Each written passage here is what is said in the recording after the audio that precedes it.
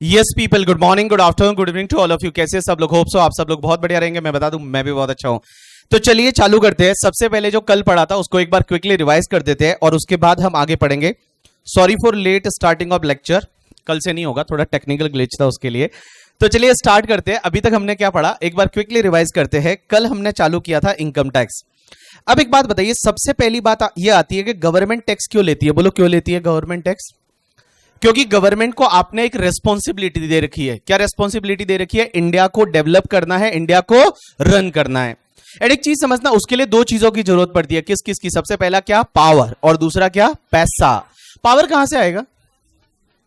Constitution of India से। अब एक बात बताओ, कॉन्स्टिट्यूशन ऑफ इंडिया में ऐसा क्या दे रखा है क्या कि हमारी गवर्नमेंट चाहे तो टैक्स ले सकती है? आंसर इज यस, दे रखा है कॉन्स्टिट्यूशन ऑफ इंडिया में। और कॉन्स्टिट्यूशन ऑफ इंडिया में कहां पे ये दे रखा है?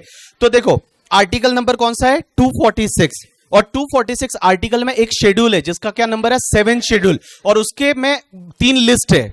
और उसमें जो पहली लिस्ट है उसको क्या बोला जाता है? Union list. और यूनियन लिस्ट का एंट्री नंबर 82 बोलता है कि हमारी गवर्नमेंट टैक्स ले सकती है, taxes on income other than agriculture income.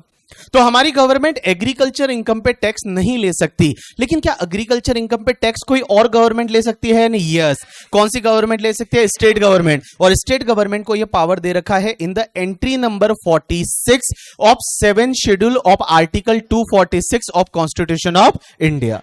समझा कि नहीं समझा? समझा। अब एक चीज समझना, गवर्नमेंट है वो एग्रीकल्चर इनकम पे स्टेट गवर्नमेंट टैक्स लेती है, लेकिन स्टेट गवर्नमेंट आज तक कोई भी टैक्स नहीं लेती करके। ठीक है, चलिए अब एक बात बताओ, जो गवर्नमेंट है वो पैसा जुटाती कहां से है? तो सबसे पहले गवर्नमेंट के बिजनेसेस होते हैं। गवर्नमेंट के कौन कौन से बिजनेस? जैसे रेलवे है, बीपीसीएल है, ओएनजीसी है, भेल है, एलआईसी है, ये गवर्नमेंट के बिजनेसेस है। उसके बाद में अगर मान लो इससे जो गवर्नमेंट की नीड है वो पूरी नहीं होती, तो गवर्नमेंट क्या करती है? लोगों से पैसा मांगती है। और ये लोगों से पैसा कौन से फॉर्म में मांगती है? टैक्सेस के फॉर्म में। एक बात बताओ, टैक्सेस दो तरह के होते हैं, one is the direct tax, one is the indirect tax. Direct tax किसको बोलते हैं? ऐसा टैक्स जो डायरेक्टली आप ही से लिया जाता है, मतलब जिसका टैक्स है वो उसी से डायरेक्टली ले लिया जाएगा, that is called direct tax. Example is a income tax. मेरा इनकम टैक्स है वो किससे लेंगे? मेरे से ही लेंगे, कोई थर्ड पार्टी थोड़ी देगी। मेरा इनकम टैक्स मुझे ही देना पड़ेगा, that is called direct tax. लेकिन इनडायरेक्ट टैक्सेस क्या होता है कि इनडायरेक्टली लिया जाता है, मींस जिसका टैक्स है अल्टीमेटली उससे कलेक्ट नहीं होता। गवर्नमेंट को पे करने वाला कोई और पर्सन होता है, लेकिन अल्टीमेटली उसका बर्डन है वो शिफ्ट हो जाता है अल्टीमेट कंज्यूमर पे। जो गुड्स या सर्विस को यूज करता है उस पे अल्टीमेटली वो बर्डन है वो शिफ्ट हो जाता है, that is called your indirect taxes.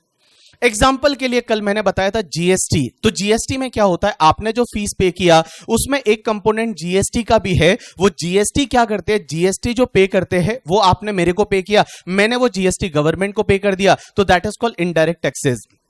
Government के लिए कौन सा टैक्सेस कलेक्ट करना इजी होता होगा? डायरेक्ट टैक्स या इनडायरेक्ट टैक्स? इनडायरेक्ट टैक्स ज्यादा इजी है। क्यों? क्योंकि आपको पता ही नहीं चल रहा आप इनडायरेक्ट टैक्स पे कर रहे हो।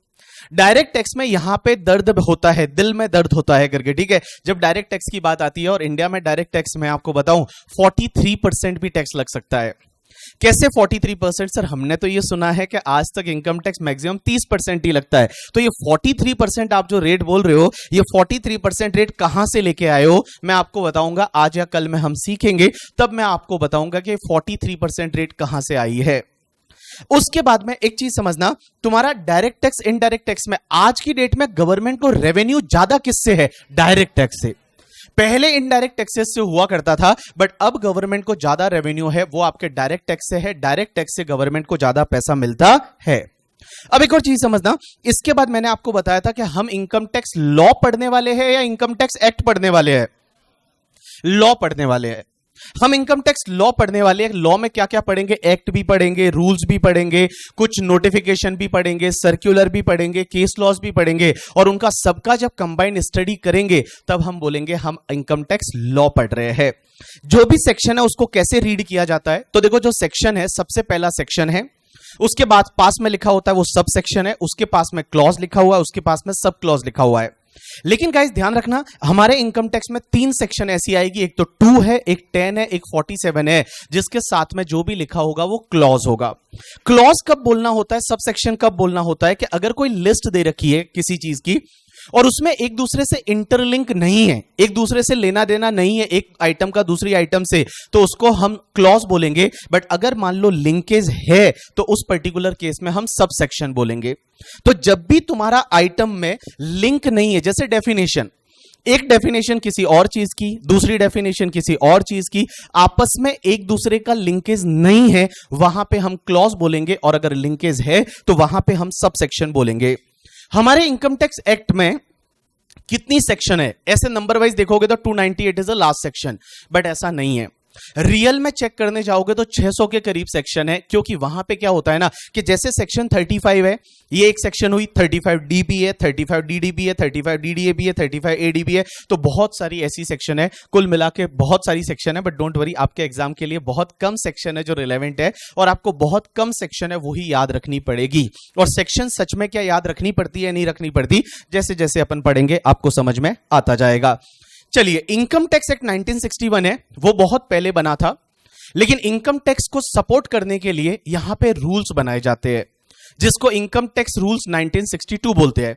ये रूल्स क्या होते हैं? एक्ट को सपोर्ट करते हैं। जैसे for an example, income tax act में कोई सेक्शन डाली हुई है कि आपको डेप्रिसिएशन अलाउ होगा एट अ प्रिस्क्राइब्ड रेट। अब रेट्स कहां दे रखी है? वो रूल्स में दे रखी है। वैसे ही अगर ऐसा लिखा हुआ है इनकम टैक्स एक्ट में कि भैया आपको जो है वो इनकम टैक्स रिटर्न फाइल करना पड़ेगा इन द प्रिस्क्राइब फॉर्म, और वो फॉर्म प्रिस्क्राइब कहां पे करते हैं? वो इनकम टैक्स रूल्स में करते हैं। उसके बाद मैंने बताया कि इनकम टैक्स एक्ट 1961 तो इतना पुराना एक्ट है, वो तो कब बना था? 1961 में बना था। उसको बने हुए टोटल आपके 60 इयर्स प्लस हो गए हैं। तो सर उसमें अमेंडमेंट कैसे होते हैं? तो हर साल उसमें अमेंडमेंट होते हैं फाइनेंस एक्ट के थ्रू। और फाइनेंस एक्ट जो है वो कैसे बनता है? तो सबसे पहले बजट आता है। क्या आता है? बजट। और बजट नॉर्मली कौन सी डेट को आता है? 1 फेब एवरी ईयर। हर साल की 1 फेब को बजट आता है। बजट में हमारे फाइनेंस मिनिस्टर है वो पार्लियामेंट में सबसे पहले बिल को प्रेजेंट करते हैं। तो जैसे आपका फाइनेंस बिल 2024 है, वो निर्मला सीतारमण जी ने हमारी पार्लियामेंट में प्रेजेंट किया था एज ऑन द 1 फेब 2024 को। एंड गाइस, वो जो बिल प्रेजेंट हुआ वो लोकसभा उस होने के बाद उसमें लोकसभा एंड राज्यसभा दोनों जगह डिस्कशन होता है। उस बिल पे लड़ाइयां होती है, उस बिल पे सब जो सांसद है वो अपना अपना व्यू पॉइंट रखते हैं, और उसके बाद उसको लोकसभा राज्यसभा से पास कराया जाता है और प्रेसिडेंट की एसेंट के लिए भेजा जाता है। प्रेसिडेंट साहिबा उस पे साइन करती है, और जो प्रेसिडेंट साहिबा है उस पे जिस दिन साइन कर देती है वो आपका फाइनेंस बिल ना रह के क्या बन जाता है? फाइनेंस एक्ट बन जाता है। क्या बन जाता है? Finance act.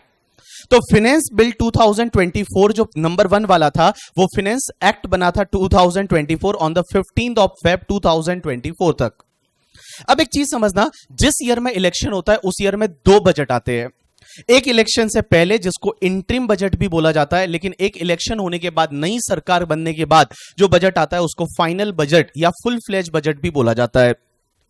अब ये वाला करंट ईयर जो है 2024, ये इलेक्शन वाला ईयर है, और इलेक्शन वाले ईयर में यहां पे जो नया बजट आया वो 23 जुलाई 2024 को आया, जिसको फाइनेंस बिल नंबर 2 2024 बोला गया। उसके बाद उसको लोकसभा राज्यसभा दोनों जगह से पास कराया गया।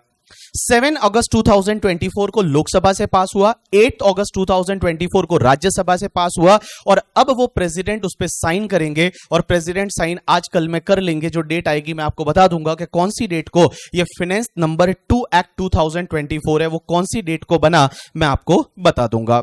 चलिए, उसके बाद में अपन ने इतना ही पढ़ा था। फिर मैंने आपको एक चीज ये बताई थी कि क्या ऐसा हो सकता है क्या कि जो बिल आता है पहले, जो बजट आता है उसमें कोई अमेंडमेंट बोला गया है, और फाइनली जब एक्ट बनता है उसमें जो अमेंडमेंट है क्या उसमें चेंज हो सकता है? आंसर इज यस, हो सकता है। और ऐसा इस बार हुआ है, आपको पता रहेगा। पहले उन्होंने जब बजट लाया था तो बोला इंडेक्सेशन नहीं मिलेगा, कल मैंने एक एग्जांपल लेके आपको समझाया था। लेकिन जब फाइनली अभी जो एक्ट बन रहा है उसमें उन्होंने वापस से इंडेक्सेशन को रीस्टोर किया है। रीस्टोर का मतलब वापस से वो लेके आए और आपको इंडेक्सेशन है वो इंडेक्सेशन मिलेगा। चालू करते हैं। अब नया बुक लेके आए हो, हेडिंग 2, सबसे ऊपर टॉपिक नंबर 1, और टॉपिक का नाम दो basics and tax rates. Topic का नाम दो, पहला पेज सुंदर सा हेडिंग दे दो basics and tax rate. Basics and tax rate, online वाले बच्चों आपको भी देना है, बेसिक्स एंड टैक्स रेट लिखिए। बेसिक्स एंड टैक्स रेट आपने हेडिंग दे दिया टॉपिक का, टॉपिक नंबर 1। नेक्स्ट लाइन में लिखिए, to run and develop any country, to run and develop any country, to run and develop any country, government need power and money, government need power and money, government need power and money, full stop. Government gets money from, government gets money from, government gets money from businesses, government get money from businesses, comma taxes and loan, taxes and loan। Next line में लिखिए, एक line छोड़ के power, एक line छोड़ के लिखिए power, और पावर को डैश करके लिखिए, पावर के पास डैश करके लिखिए, entry number 82, entry number 82 of union list, entry number 82 of union list in the 7th schedule, in the 7th schedule या schedule जो भी आप बोलते हो, in the 7th schedule of article 246 of article 246 of constitution of India, article 246 of constitution of India has given power to central government, has given power to central government, has given power to central government to make law on taxes, to make law on taxes on income, to make law on taxes, make law on taxes on income other than agriculture income, other than agriculture income, other than agriculture income। Article number कौन सा लिखा है? 246। 246 है, उससे income ये ले सकते हैं। 246 ए और है जिससे जीएसटी वगैरह लगता है, वो बाद में आएगा, अभी आपको नहीं देखना। नेक्स्ट लाइन में लिखिए same point, but next line में entry number 46, entry number dash करके लिख लीजिए नेक्स्ट लाइन में, entry number 46, entry number 46 of state list, of state list in 7th schedule of article 246, entry number 46 of state list in 7th schedule of article 246 of constitution of India, of constitution of India has given power to state government, has given power to state government to make law on taxes, to make law on taxes on agriculture income,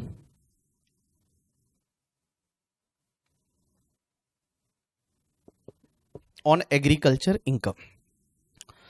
मुझे एक बात बताओ, जब भी आप कोई subject पढ़ते हो तो एटलीस्ट आपको यह पता होना चाहिए कि इस सब्जेक्ट में हम करने वाले क्या है।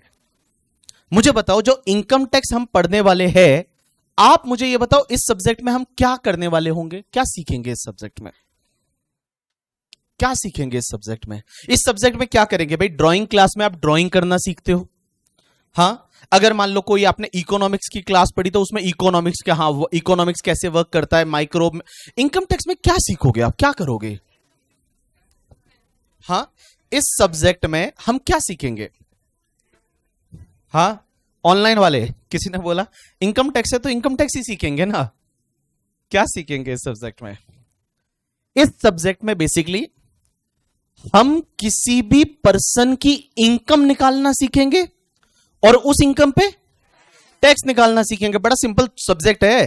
तो इस सब्जेक्ट में होगा क्या बेसिकली कि कोई भी पर्सन है, जैसे मैं हूं, कोई कंपनी है, कोई पार्टनरशिप फर्म है, उसकी इनकम कितनी है वो निकालेंगे और इनकम के साथ में क्या निकालेंगे? टैक्स। तो एक लाइन छोड़ के लिखो, in this subject we have to calculate, in this subject we have to calculate total income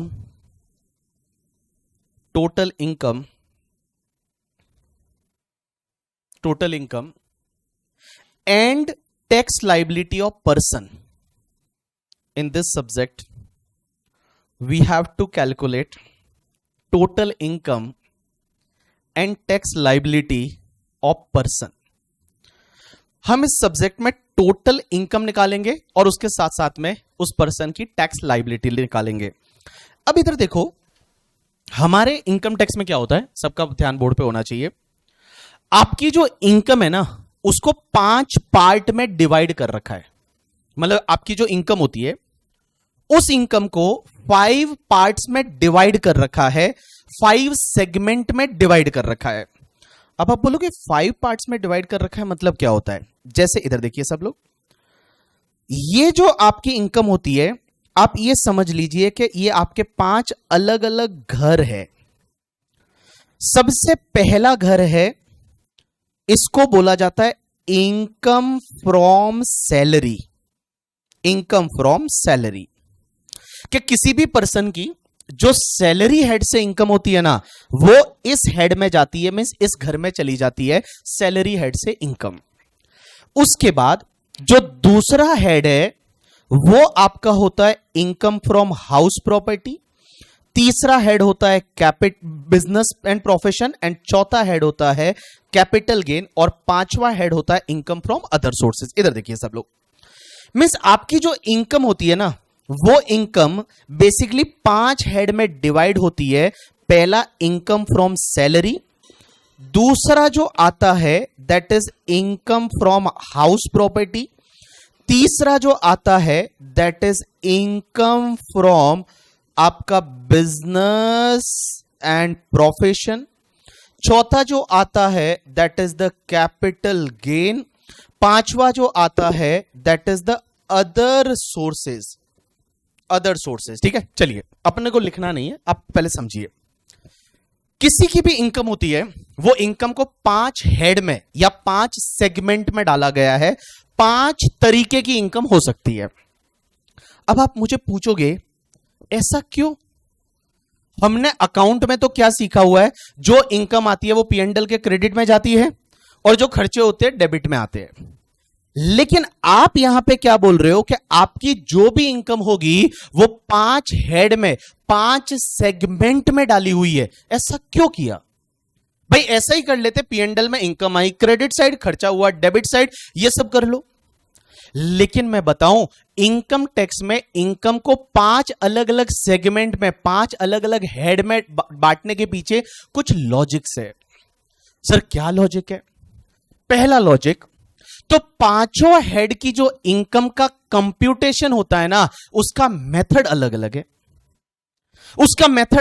है। सैलरी की इनकम कंप्यूट करने की मेथड अलग है, हाउस प्रॉपर्टी की इनकम कैलकुलेट करने की मेथड अलग है, बिजनेस की कंप्यूट करने की मेथड अलग अलग है। सर ऐसा क्यों? मेथड अलग अलग क्यों बनाई?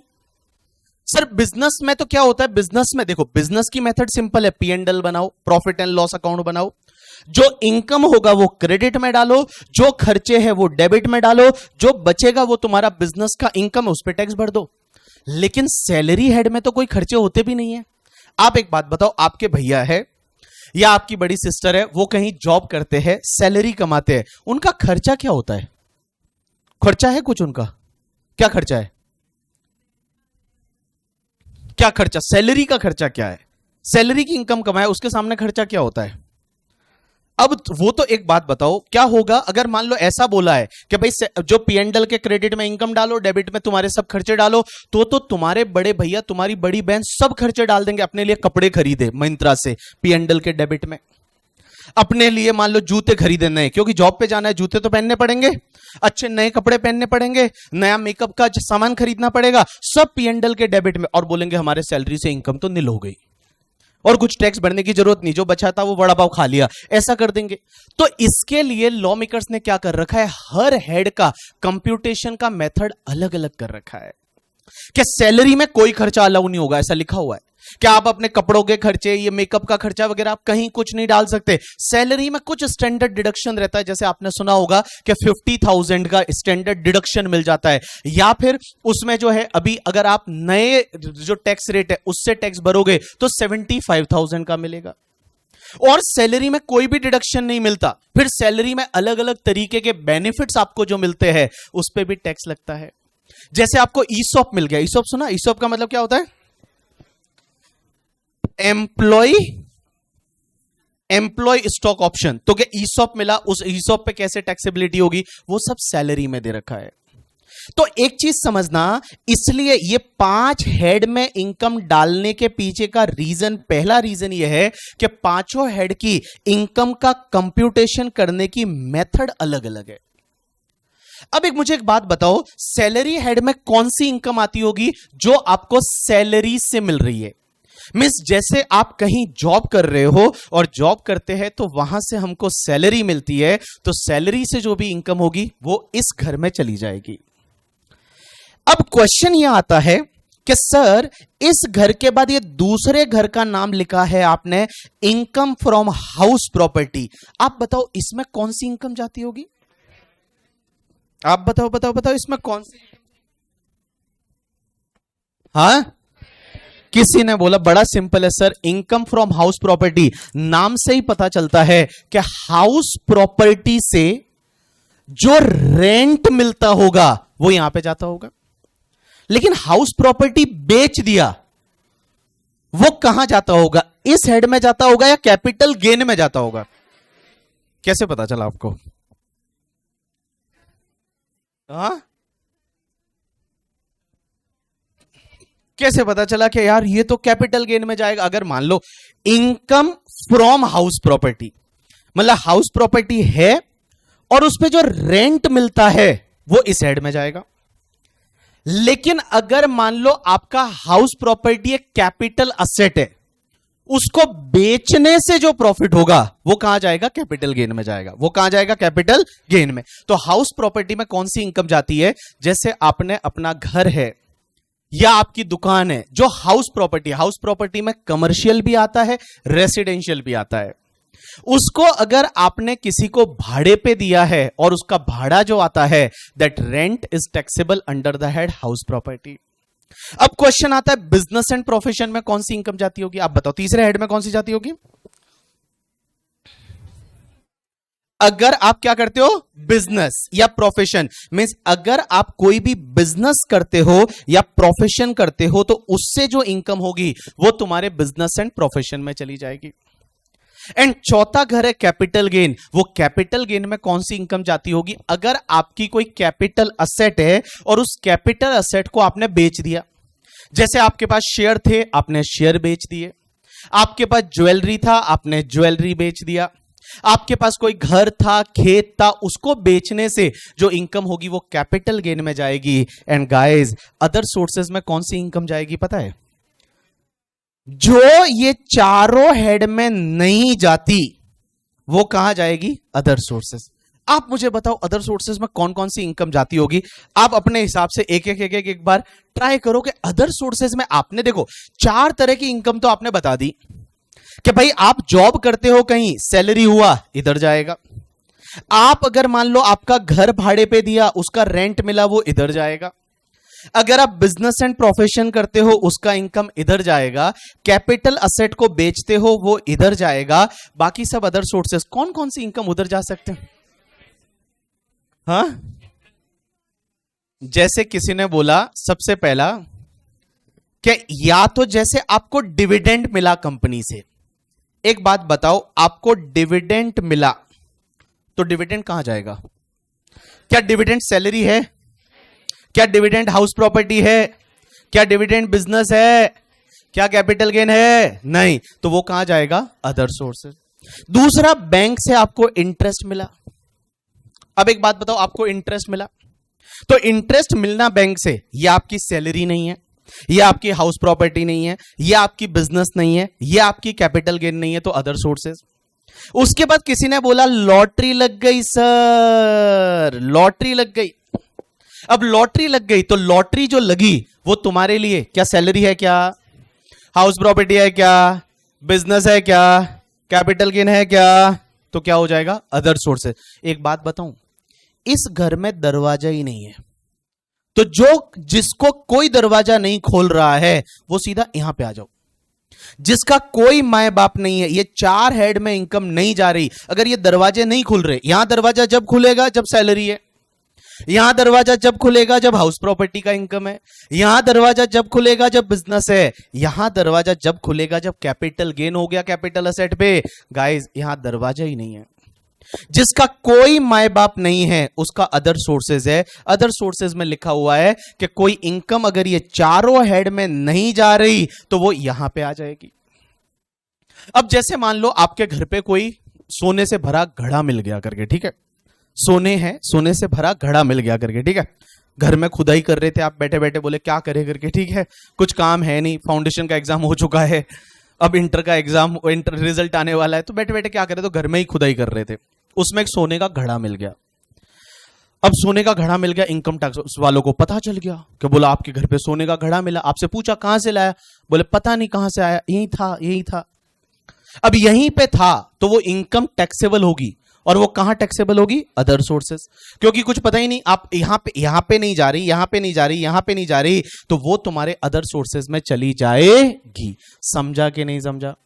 अब मुझे एक बात बताओ, यहां पे इस सब्जेक्ट में हम क्या करने वाले हैं? किसी भी पर्सन की क्या निकालेंगे? टोटल इनकम, और उस पर क्या निकालेंगे? टैक्स। तो टोटल इनकम बोलते किसको है?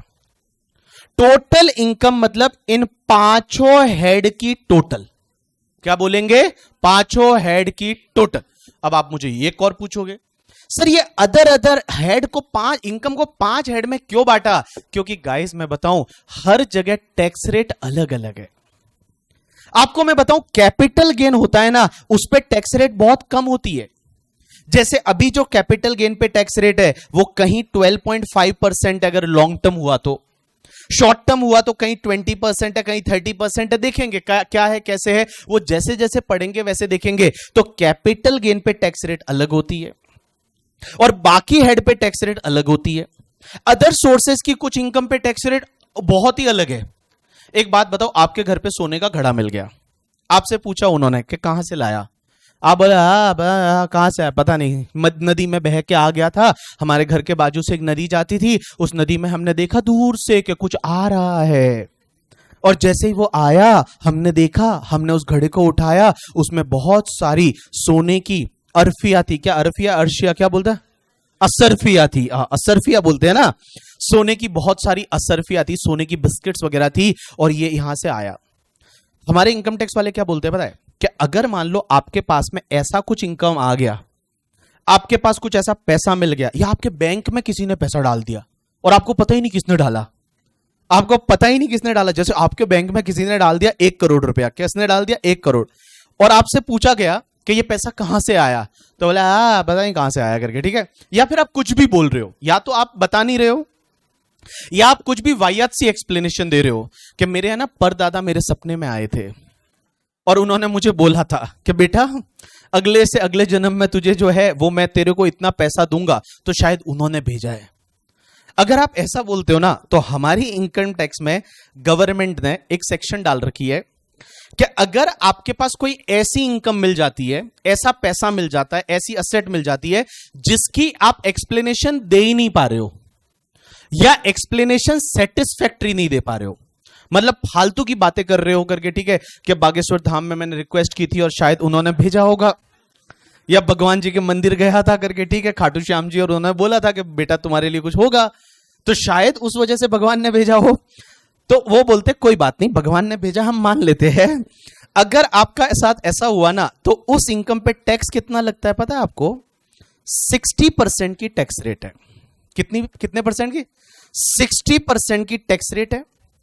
उसके साथ साथ में इस पे सरचार्ज लगता है 25%, एंड उस पे हेल्थ एंड एजुकेशन सेस और लगता है 4%। तो यहां पे 60 प्लस 25, 60 का 25, हाँ, तो 60 का 25 15 होता है, 15, तो कितना 75 हुआ। 75 प्लस 4% 78%। 78% है ये टैक्स रेट होती है अगर आपके घर में सोने का घड़ा मिल जाता है, या भगवान जी आपके बैंक में कोई पैसे ट्रांसफर कर लेते हैं, या कहीं पे कुछ ऐसा मिल जाता है, आप उसका एक्सप्लेनेशन नहीं दे पा रहे हो, तो 78% की टैक्स रेट हुआ करती है। एंड गाइस, इसके साथ साथ जब सीए फाइनल पढ़ोगे तो उसमें मैं पढ़ाता हूं कि इस पे 10% पेनल्टी और लगती है, ठीक है।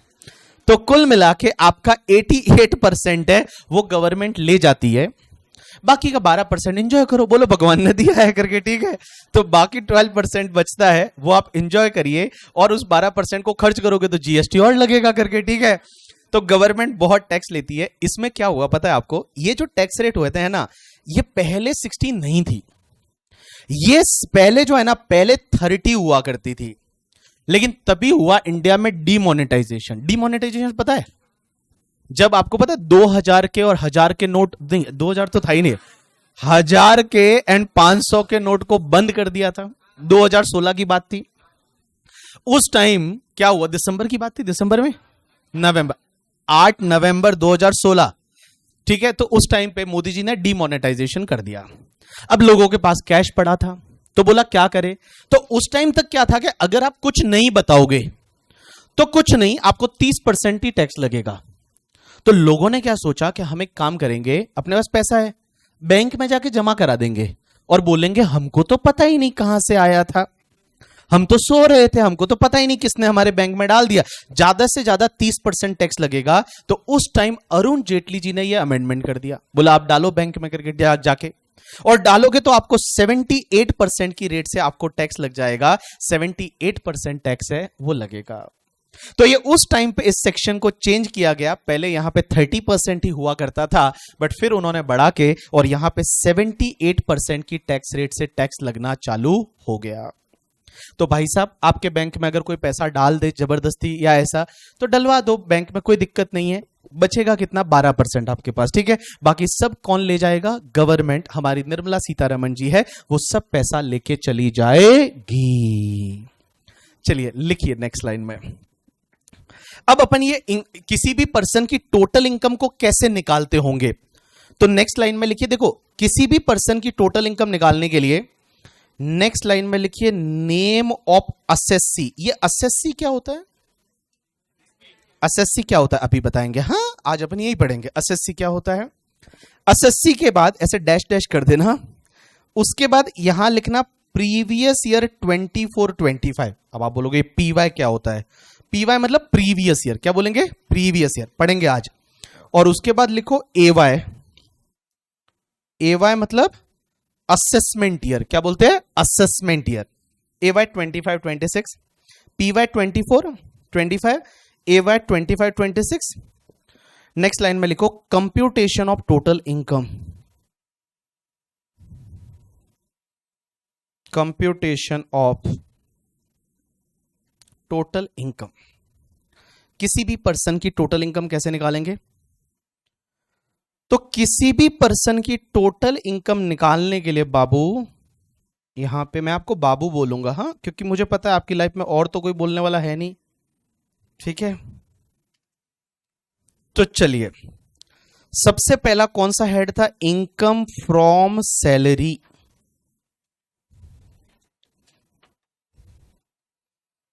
Income from salary. दूसरा इनकम फ्रॉम हाउस प्रॉपर्टी। तीसरा इनकम फ्रॉम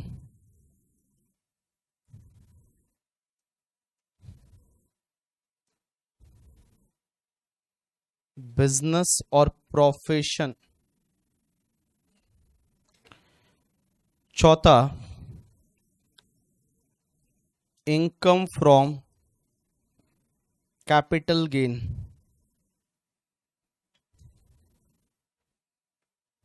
एंड पांचवा, इनकम फ्रॉम अदर सोर्सेस। और इसकी जो टोटल होती है ना पांचों हेड की, 5 हेड हो गए, इसकी टोटल को बोला जाता है ग्रॉस टोटल इनकम, या अपन लोग इसको जीटीआई बोल सकते हैं, जीटीआई, ग्रॉस टोटल इनकम। और इस ग्रॉस टोटल इनकम में से कुछ डिडक्शन लेस हो सकते हैं। ये क्या होते हैं, कैसे होते हैं, समझेंगे। Less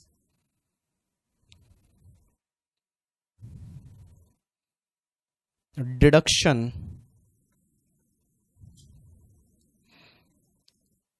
under chapter U and slash C लिखा है मैंने, under chapter 6A।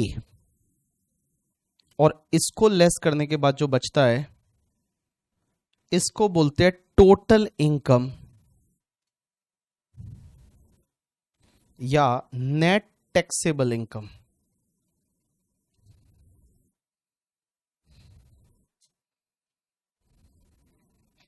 Total income और नेट टैक्सेबल इनकम, या जिसको हम एनटीआई भी बोलते हैं, एनटीआई।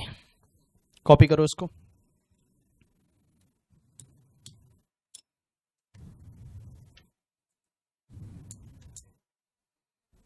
अंडर चैप्टर 6 को रोमन में लिखा है 6, ऐसे 5 ऐसा होता है, 6A, 6/A।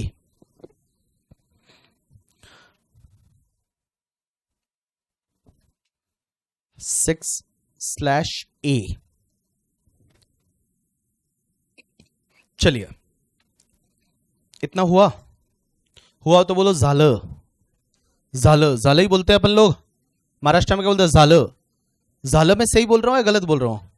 संपल भी बोलते हैं, संपल, झालं। जितने भी ऑनलाइन वाले बच्चे हो, झाला का मतलब होता है खत्म हुआ, हो गया, ऐसे झालं। चलिए, जैसे तुम्हारा फाउंडेशन झालं, ऐसे ही ना, फाउंडेशन झालं। ऐसे पूछते होंगे ना लोग कि भाई तुम्हारा फाउंडेशन, बोला फाउंडेशन झालं। सीए में एक बात तो है, सीए में आने के बाद एंगेजमेंट तो हो जाती है तुम्हारी, ठीक है। लड़का क्या करता है, बोला सीए कर रहा है। हमारे उधर तो पता है तुमको, राजस्थान में जब सीए बनते हैं ना तो न्यूज़पेपर में देते हैं। तुम्हारे यहाँ पे देते हैं या नहीं, आई डोंट नो, तुम्हारे यहाँ भी देते हैं। यहाँ पे जो भी सामना वगैरह न्यूज़पेपर आता है होगा उसमें देते होंगे ना, क्या हार्दिक शुभेच्छा, ऐसा देते हैं। हमारे राजस्थान में सीए बनने के बाद 2 न्यूज़पेपर आते हैं, बहुत फेमस है। One is the Dainik Bhaskar, one is the Rajasthan Patrika. और उसमें ये देते हैं कि लाइक, जैसे मैं जब सीए बना तो इसमें लिखा था कि मेरा नाम भंवर बोराना, सीए बनने पर हार्दिक शुभकामनाएं। फिर घर वालों के नाम, मतलब मम्मी पापा, दादा दादी, जीजू, भाई बहन, सबके नाम होते हैं। जिनको अच्छा लगा ना लगा सबके नाम होते हैं नीचे, ठीक है। और नंबर भी देते हैं, जिससे कि भाई कोई एंगेजमेंट के लिए आए तो फोन कर ले, वैसा। अब क्या होता है कि अगर कोई फर्स्ट अटेम्प्ट में सीए बनता है तो वहां पे वो भी मेंशन होता है, और उसके लिए लिखते हैं कि प्रथम प्रयास में सीए बनने पर हार्दिक शुभकामनाएं। प्रथम प्रयास में सीए बनने पर हार्दिक शुभकामनाएं।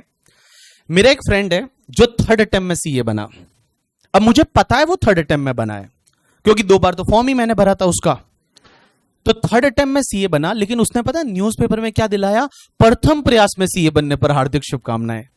तो अपने को बुरा तो लगेगा ना, क्योंकि यार अपन फर्स्ट अटेम्प्ट में बने हैं, वो बंदा 3rd अटेम्प्ट में बना है और न्यूज़पेपर में लिखवा रहा है प्रथम प्रयास में सीए बनने पर हार्दिक शुभकामनाएं।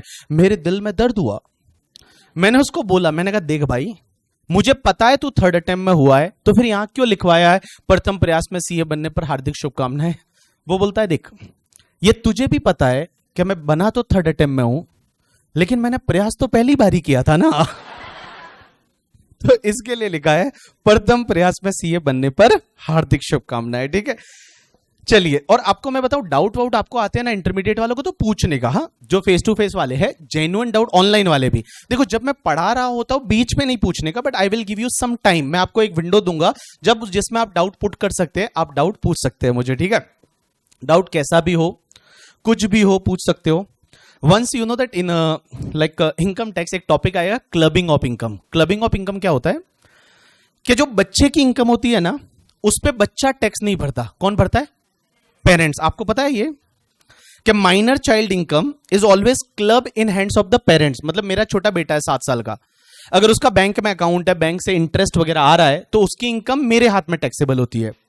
सो once I was explaining that कि minor child income is taxable और club in hands of parents, एक लड़की ने हाथ उठाया और बोलती है कि sir you are saying minor child income is taxable in hands of parents, and if parents is minor then what will happen?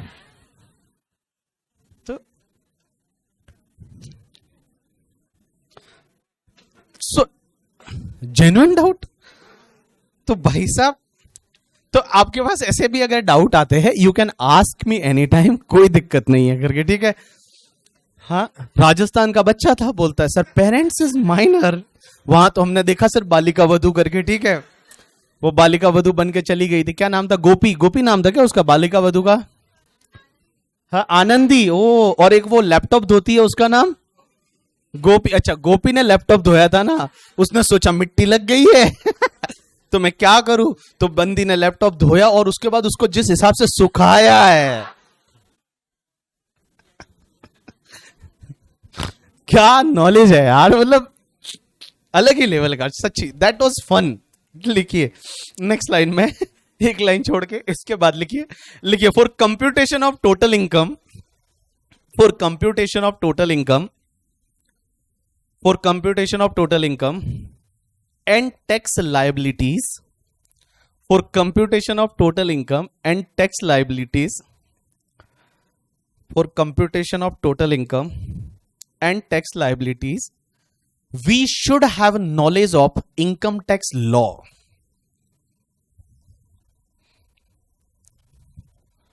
We should have knowledge of income tax law.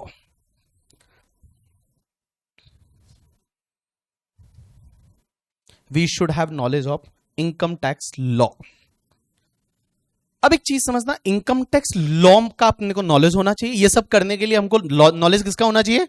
Income tax law का होना चाहिए। Income tax law में क्या क्या आएगा? Income tax act आएगा। तो एक लाइन छोड़ के लिखो, income tax act 1961, point number 1, income tax act 1961, income tax act 1961।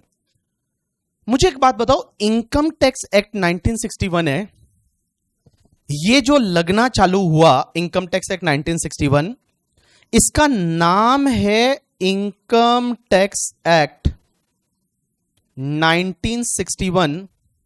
Guys, ये एप्लीकेबल हुआ था 1 अप्रैल 1962 से। अब आप बोलोगे ऐसा क्यों, 61 का एक्ट है तो 61 से होना चाहिए था, बट ये 1 अप्रैल 1962 से हुआ था। इसका लॉजिक मैं थोड़े टाइम के बाद समझा दूंगा। लेकिन मुझे आप पूछोगे सर क्या 1961 से पहले या 62 से पहले कभी क्या इनकम टैक्स लगता ही नहीं था क्या? लगता था। देखो, पहले भी इनकम टैक्स लगता था, कौटिल्य के जमाने से लगता था करके, ठीक है। फिर अंग्रेजों ने आया तो उन्होंने भी मतलब इनकम टैक्स लगाना चालू किया। तो पहले अलग अलग लॉ हुआ करते थे। आज की डेट में उसके बारे में ना तो मैं कहानी सुनाऊं, उसका आपके लिए रिलेवेंस है, ना एग्जामिनेशन पर्सपेक्टिव रिलेवेंस है। इनकम टैक्स पहले भी लगता था, ना एग्जाम में वो आने वाला। आपके लिए इनकम टैक्स एक्ट 1961 है, that is the relevant and it is applicable from 1 अप्रैल 1962 से। अब मुझे एक बात बताओ, इनकम टैक्स एक्ट कहां कहां लगता है? पूरे इंडिया पे लगता है या जम्मू एंड कश्मीर में नहीं लगता? इनकम टैक्स एक्ट है वो पूरे इंडिया पे लगता है। इनकम टैक्स एक्ट जो होता है वो पूरे इंडिया पे लगता है, मतलब इंडिया में जो आप इनकम कमाओगे उस पे इनकम टैक्स एक्ट लगेगा, पूरे इंडिया पे लगेगा। अब एक बात बताओ, इंडिया में क्या, अगर मान लो इंडिया जो है वो इंडिया की जमीन पे आपने इनकम टैक्स कमाया तो इनकम टैक्स लगेगा। अगर हवा में कमाया तो लगेगा या नहीं? जैसे आप हवा में उड़ रहे थे और हवा में आपने कुछ ऐसा इनकम कमा ली बैठे बैठे, हवा में आप उड़ रहे थे करके, ठीक है, पंख लगा के और हवा में उड़ते उड़ते आपने कोई इनकम कमा ली, तो क्या उस पर भी टैक्स लगेगा या नहीं? हाँ, यस और नो? यस और नो? तो राइट आंसर इज, अगर इंडिया जो लैंड मास है वो तो आएगा ही आएगा, उसके ऊपर की जो हवा है वो हवा भी आ जाएगी। तो अगर मान लो आप हवा में कोई इनकम कमा रहे हो तो उस पर भी टैक्स हम लोग लेंगे। पानी में कमाए इनकम, तो पानी में कमाए तो भी आएगा। पानी में हो सकता है आप मछलियां खरीदते हो, पानी में ही बेच देते हो किसी को, मछलियां वहीं पे खरीदते का वहीं, मतलब मछलियां निकालते हो पानी से और फिर वहीं पे बेच देते हो, तो क्या उस पर इनकम टैक्स आएगा? आप पानी, कितना पानी? जैसे मान लो ये तुम्हारा इंडिया है, बोला ऐसा कैसे इंडिया होता है, एग्जाम्पल है, ठीक है। ये श्रीलंका है, अपने को फ्री में मिलता है। आप कोई भी मैप लेने जाना इंडिया का, श्रीलंका के बिना मिलेगा ही नहीं, अच्छा नहीं लगता श्रीलंका के बिना मिल जाए तो, ठीक है। तो भैया इंडिया जो है और ये श्रीलंका इज कॉम्प्लीमेंट्री ऑलवेज। कोई दूसरी कंट्री पूरी नहीं मिलती आपको, श्रीलंका पूरा मिलेगा आपको, ठीक है। ऐसा नहीं कि श्रीलंका इतना सा काट के दे दिया जाए, वैसा नहीं, श्रीलंका आपको मैप में पूरा मिलेगा इंडिया के साथ। तो ये इंडिया है, मान लो ये यहां पे आपकी बेस लाइन है, ये मुंबई है, मुंबई का पोर्ट आ गया, यहां बेस लाइन है, और मान लो ये मुंबई है। तो मुंबई जो है, उस मुंबई जो पानी जहां से चालू हो रहा है, मुंबई में पता है पानी है, पता है ना, वहां से पानी है, पानी आगे मतलब पानी है। अब एक बात समझना, तो आपने अगर ये पानी में कोई इनकम कमाया तो भी क्या इनकम टैक्स लगता होगा या नहीं? हाँ, यस और नो? हाँ, राइट आंसर इज, इसमें एक लिमिट होती है।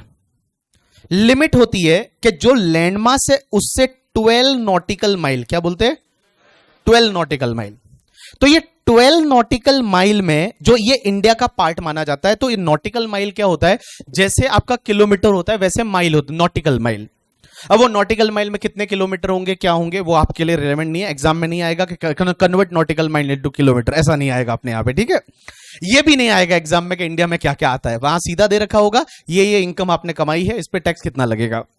तो ये 12 नॉटिकल माइल तक का एरिया है, ये इंडिया में आ जाता है।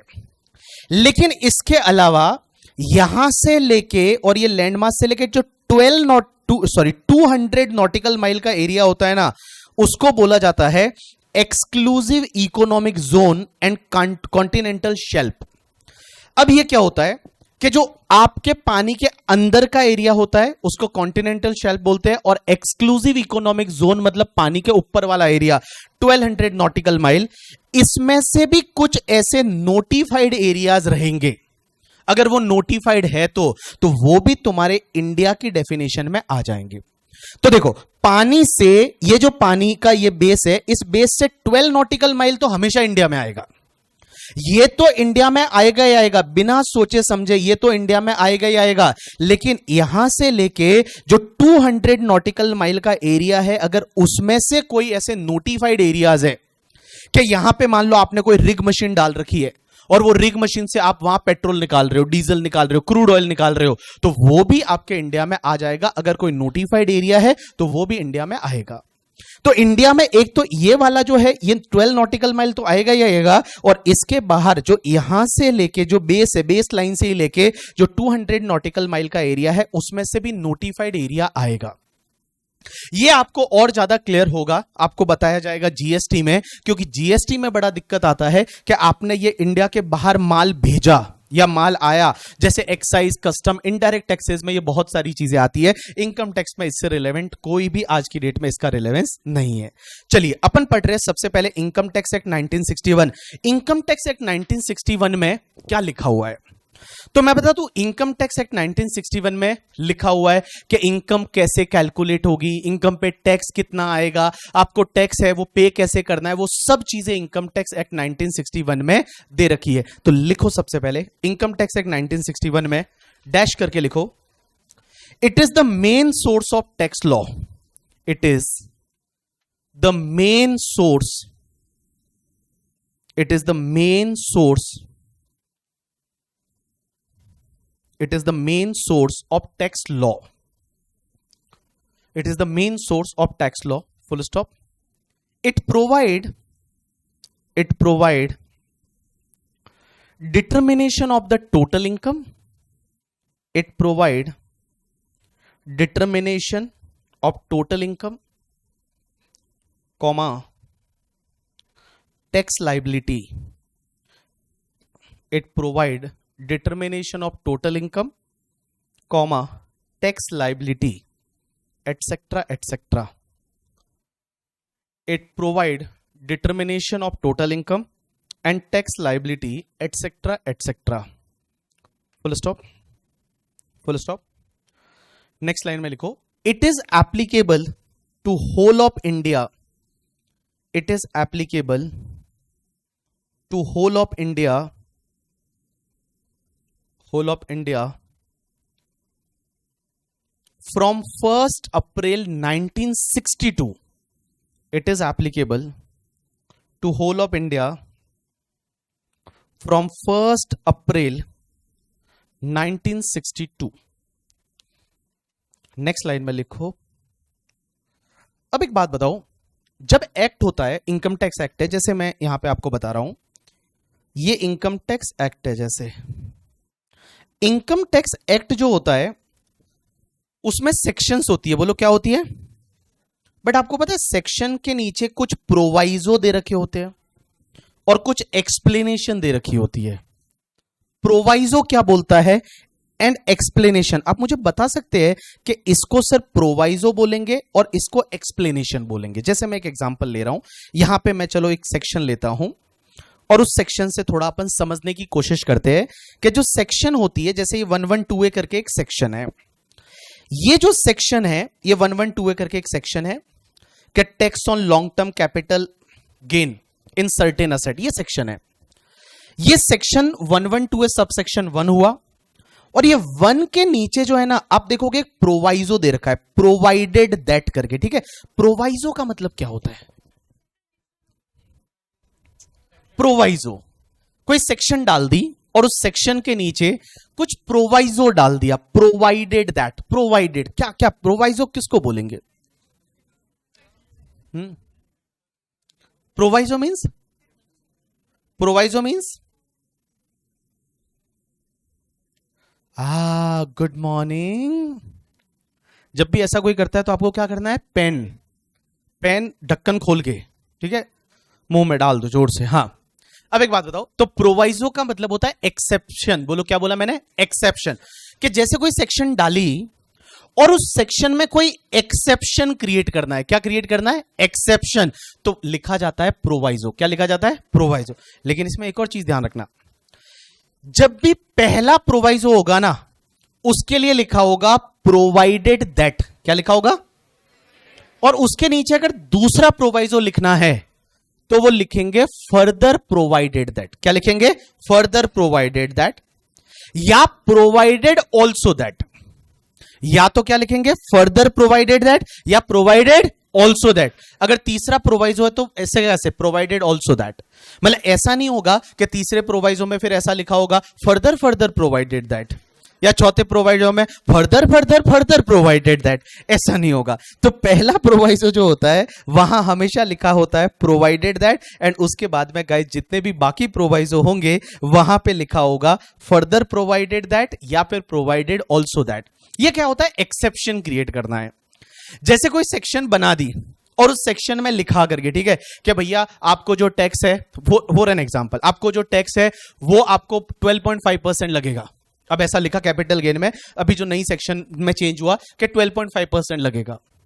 लेकिन फिर उसमें एक एक्सेप्शन डाली कि अगर कोई इंडिविजुअल एचयूएफ है और प्रॉपर्टी पहले खरीदी हुई है, तो अगर आप चाहो तो इंडेक्सेशन के साथ 20% टैक्स भर सकते हो, विदाउट इंडेक्सेशन 12.5% टैक्स भर सकते हो. तो ये एक एक्सेप्शन डाल दिया ना. तो एक्सेप्शन डालने के लिए वो लोग क्या यूज करते हैं? प्रोवाइजो. क्या यूज करते हैं? प्रोवाइजो. तो एक लाइन और एक एक्सप्लेनेशन. रुको, पहले प्रोवाइजो के बाद में लिखेंगे एक्सप्लेनेशन. किसको बोलते हैं? एक सेक्शन जो होती है उस सेक्शन में कुछ एक्सप्लेनेशन भी ये लोग डाल देते हैं. एक तो होता है प्रोवाइजो और एक होता है एक्सप्लेनेशन. आप मुझे कोई बताएगा एक्सप्लेनेशन का मतलब क्या होता है? जैसे देखो ये प्रोवाइजो, ये जो प्रोवाइजो, पहला प्रोवाइजो है उसमें क्या लिखा हुआ है? चालू किससे हो रहा है? देखो प्रोवाइडेड दैट, दूसरा प्रोवाइजो किससे चालू हो रहा है? Provided further that. अगर तीसरा प्रोवाइजो होता तो वो भी यही होता, प्रोवाइडेड फर्दर दैट। लेकिन उसके बाद ये एक्सप्लेनेशन लिख रखी है। एक्सप्लेनेशन का मतलब क्या होता है? एक्सप्लेनेशन मतलब क्या? अदर वर्ड में एक्सप्लेन करना, इज इट? जो स्टार मार्क अगर के लिखा हुआ है कहीं, इसने बोला कि सेक्शन में मान लो स्टार मार्क लिखा हुआ है, तो उसका एक्सप्लेनेशन। और कोई? हाँ, एक्सप्लेनेशन क्या होता है? हाँ बोलो। सर्टेन टर्म्स का डेफिनेशन। यस, बिल्कुल सही है। देखो, अगर सेक्शन में कोई ऐसा वर्ड यूज हुआ है, क्या उस वर्ड का मीनिंग क्या होगा, तो उसके लिए वो लोग एक्सप्लेनेशन देते हैं। क्या देते हैं? एक्सप्लेनेशन। तो जैसे मान लो यहां पे एक्सप्लेनेशन में, जैसे ये ऊपर लिखा हुआ है, ये कोई सेक्शन है, उस सेक्शन का एक्सप्लेनेशन के लिए बोल रहे हैं कि for the purpose of this sub section, इस सेक्शन के लिए द एक्सप्रेशन सिक्योरिटी का मतलब ये होगा, लिस्टेड सिक्योरिटी का मतलब ये होगा, अनलिस्टेड सिक्योरिटी का मतलब ये होगा। That is called explanation. तो एक्सप्लेनेशन मींस अगर कोई सेक्शन है, उस सेक्शन में कोई वर्ड ऐसा यूज हुआ है जिसको एक्सप्लेन करना है, तो उसके लिए वो क्या देंगे? एक्सप्लेनेशन। और प्रोवाइजो का मतलब क्या होता है? एक्सेप्शन। बोलो क्या होता है? एक्सेप्शन। मतलब जो सेक्शन में कुछ कंडीशन डाली हुई है, उसको अगर एक्सेप्शन क्रिएट करना है, तो वो लोग क्या डालेंगे? प्रोवाइजो। क्या डालेंगे? प्रोवाइजो। जैसे देखो, वापस प्रोवाइजो के लिए एग्जांपल दे रहा हूं। पहले ऐसा था कि इंडेक्सेशन के साथ 20% टैक्स लगता था, अब इन्होंने नया चेंज कर दिया, बोला अभी आपको 12.5% टैक्स लगेगा, इंडेक्स नहीं मिलेगा। लेकिन फिर उन्होंने एक एक्सेप्शन डाला है यहां पे कि इंडिविजुअल एचयूएफ अगर मान लो हाउस प्रॉपर्टी से रिलेटेड कैपिटल गेन होता है, तो आपके पास ऑप्शन है, आप दोनों में से जो ज्यादा बेनिफिशियल है वो टैक्स पे कर सकते हो, तो दैट इज योर प्रोवाइजो। इसको क्या बोलेंगे? प्रोवाइजो। तो एक लाइन छोड़ के वहीं उसी पहले वाले पॉइंट में इनकम टैक्स एक्ट जो लिखा है वहीं पे आप लिखो डैश करके प्रोवाइजो। प्रोवाइजो में डैश करके, प्रोवाइजो या प्रोविजो जो आपको बोलना है, PROVISO, PROVISO, प्रोवाइजो या प्रोविजो, डैश करके लिखो। It means exception, it means exception और कंडीशन, इट मींस एक्सेप्शन और कंडीशन, एक्सेप्शन और condition of section, it means exception और condition of section. Next slide में लिखो explanation.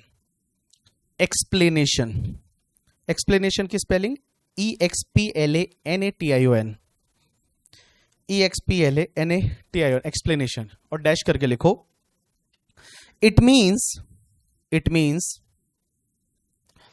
Meaning of any term, it means meaning of any term, any term TERM, any term used in the section, used in the section,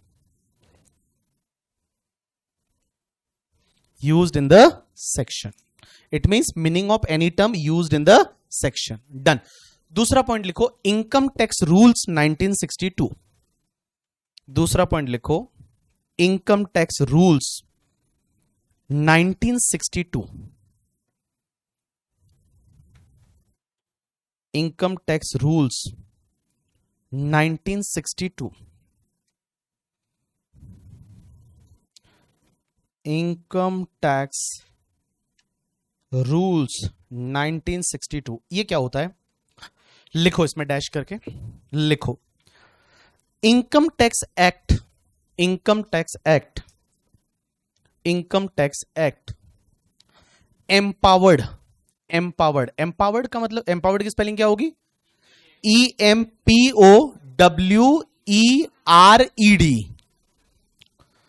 income tax act empowered CBDT, ऐसा लिखो CBDT, board पे दे रखा है जैसे CBDT, CBDT bracket में लिखो central board of direct taxes, bracket में लिखो central board of direct taxes, central board of direct taxes to make rules, to make rules. Central Board of Direct Taxes to make rules.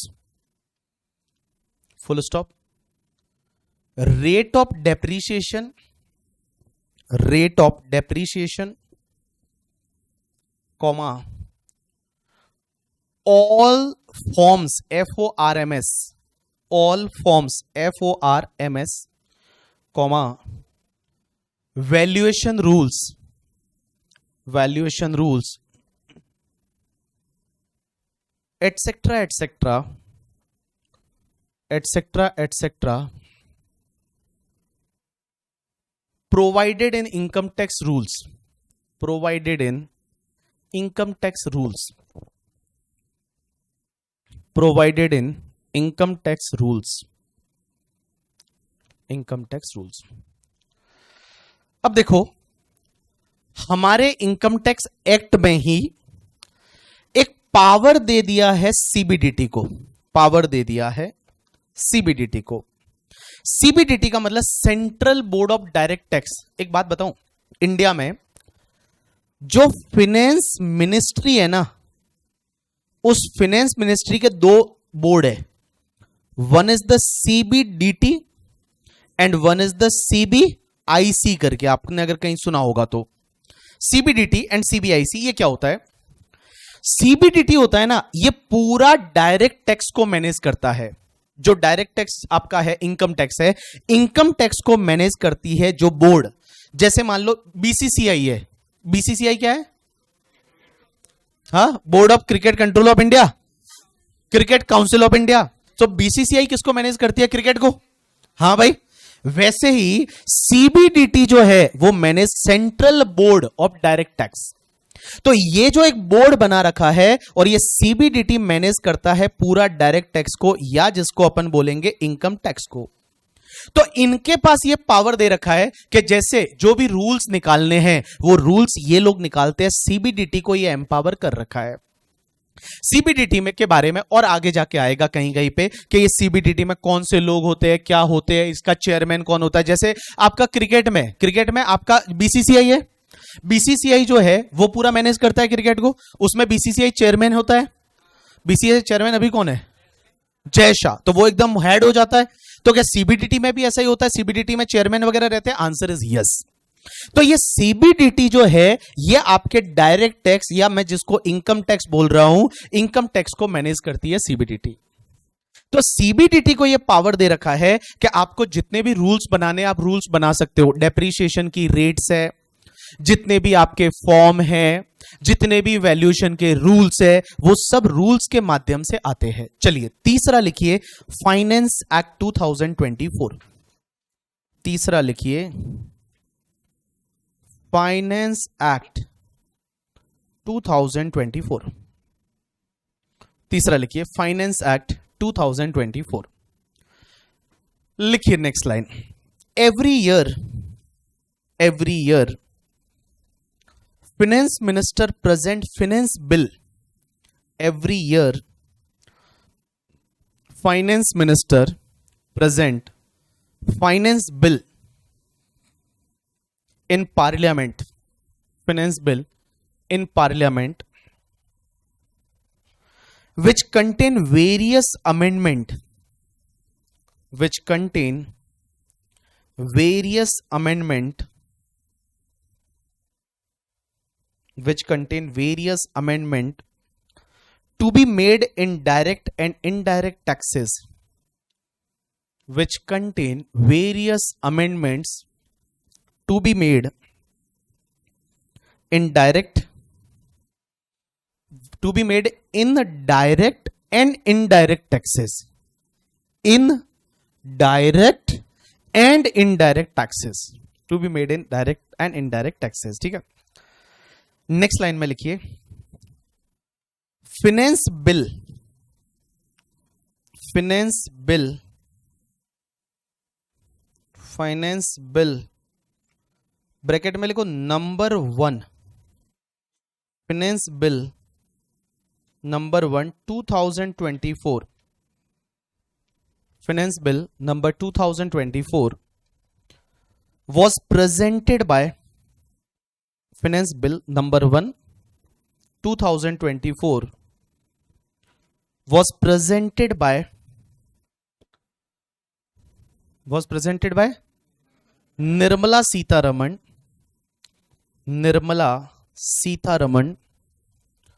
on 1st Feb 2024. On 1st Feb 2024, and Finance Bill number 2 2024, Finance Bill number 2024 was presented by her on 23rd of July 2024. On 23rd of July 2024. So finance actually number 1 और number 2 यहां आना चाहिए, finance number 1 bill और number 2 bill, but अपन ने bill के बाद number 1 number 2 लिखा है तो भी चल जाएगा, कोई दिक्कत नहीं, ठीक है। अब एक बात समझना, अगर मान लो मैं लिखवाता हूं, क्योंकि अपन है ना बहुत सारा लिखेंगे, आपके पास 450 पेज की बुक है वो भर जाएगी, लिखवाते टाइम कोई रह जाता है लिखना, जैसे बहुत सारे बच्चे होते हैं रह जाते हैं, या तो स्पेलिंग नहीं आता है या मतलब होता है, इसमें क्या हुआ, अपन बहुत बार स्पेलिंग अपने को नहीं आती या रह जाता है, आप बिल्कुल टेंशन मत लो, जो भी लिखवाया जाएगा हर क्लास के बाद एक बच्चे की जो नोटबुक है उसका फोटो लेके और आपको टेलीग्राम ग्रुप पे मिल जाएगा पीडीएफ के फॉर्म में, तो हर लेक्चर के बाद आपको लिखा हुआ मिल जाएगा। तो जितने ऑनलाइन वाले बच्चे हैं, बेसिकली ऑनलाइन वाले बच्चे का किसी का नेटवर्क इश्यू आ गया और लिख नहीं पाए तो टेंशन नहीं लेने का, जो पार्ट आपका मिस हो जाता है फिर आप वहां टेलीग्राम से उस पीडीएफ को लेके और वहां से आप लिख सकते हो। तो फेस टू फेस का एक बच्चे को ढूंढेंगे जिसकी राइटिंग बहुत अच्छी है और उसको हर दिन एक चॉकलेट मिलेगा करके, ठीक है, मिनिमम 10 रुपए का हर दिन का एक चॉकलेट मिलेगा उसको, हर दिन चॉकलेट मिलेगा, तो सोचो कितनी सारी चॉकलेट उसके पास हो जाएगी। तो हर दिन का चॉकलेट मिलेगा, उसको कुछ नहीं करना, अपनी नोटबुक का फोटो लेके पीडीएफ बना के मुझे भेजना है, 5 मिनट का ये एक्सरसाइज रहेगा, बट आपको चॉकलेट भी मिलेगा, ठीक है।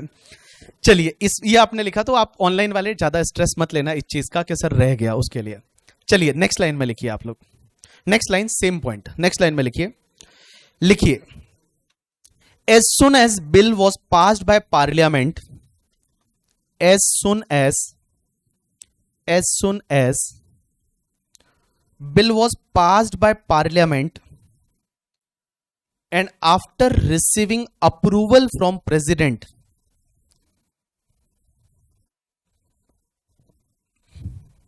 as soon as bill was passed by parliament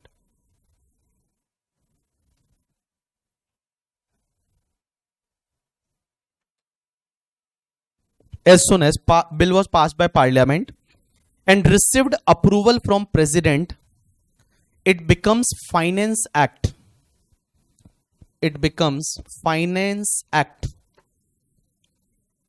After receiving approval from president, it becomes finance act, it becomes finance act. Next line में सेम पॉइंट डैश करके लिखो, फाइनेंस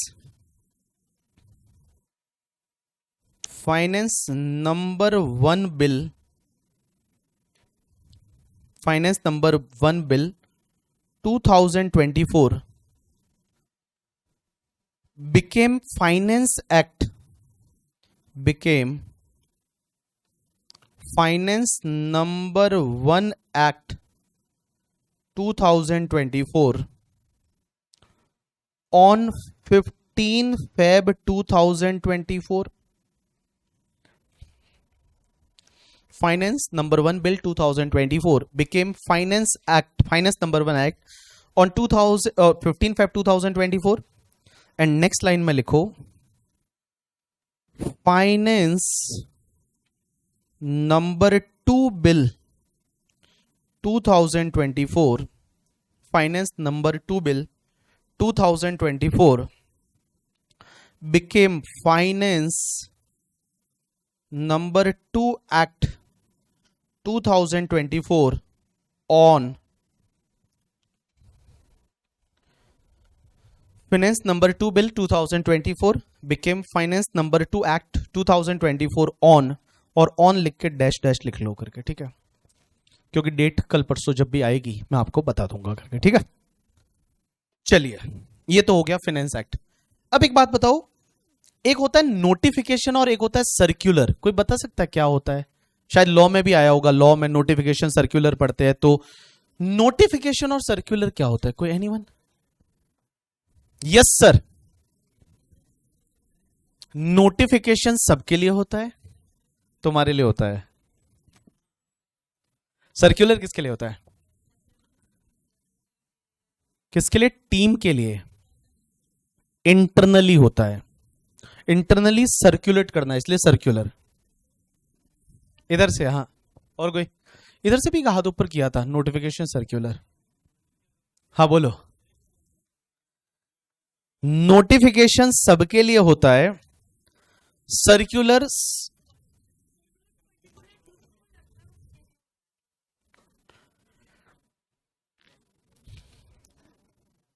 देखो, एक होता है नोटिफिकेशन, एक होता है सर्क्यूलर। नोटिफिकेशन क्या होता है? जैसे नाम से पता चलता है, नोटिफिकेशन मतलब किसी भी चीज को नोटिफाई करने के लिए नोटिफिकेशन होता है। क्या बोला मैंने? नोटिफाई करने के लिए नोटिफिकेशन होता है। एंड एक चीज बताऊं, नोटिफिकेशन सबके लिए बाइंडिंग होता है, मींस आपको मानना ही पड़ेगा। आप ऐसा नहीं बोल सकते नहीं मैं तो नहीं मानता, ऐसा नहीं चल सकता, आपको मानना ही पड़ेगा।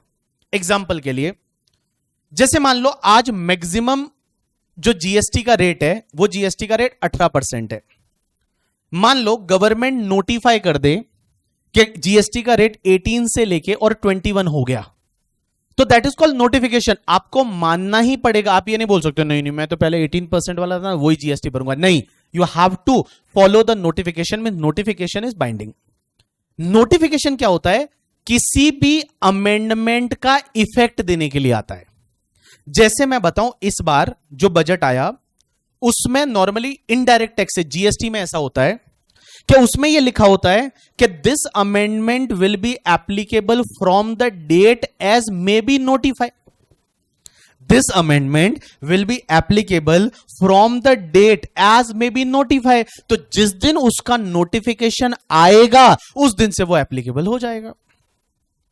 सो notification, in simple word, notification किसी अमेंडमेंट का इफेक्ट देने के लिए, किसी चीज को नोटिफाई करने के लिए आता है, तो that is called notification. And guys, notification आपको मानना ही पड़ेगा।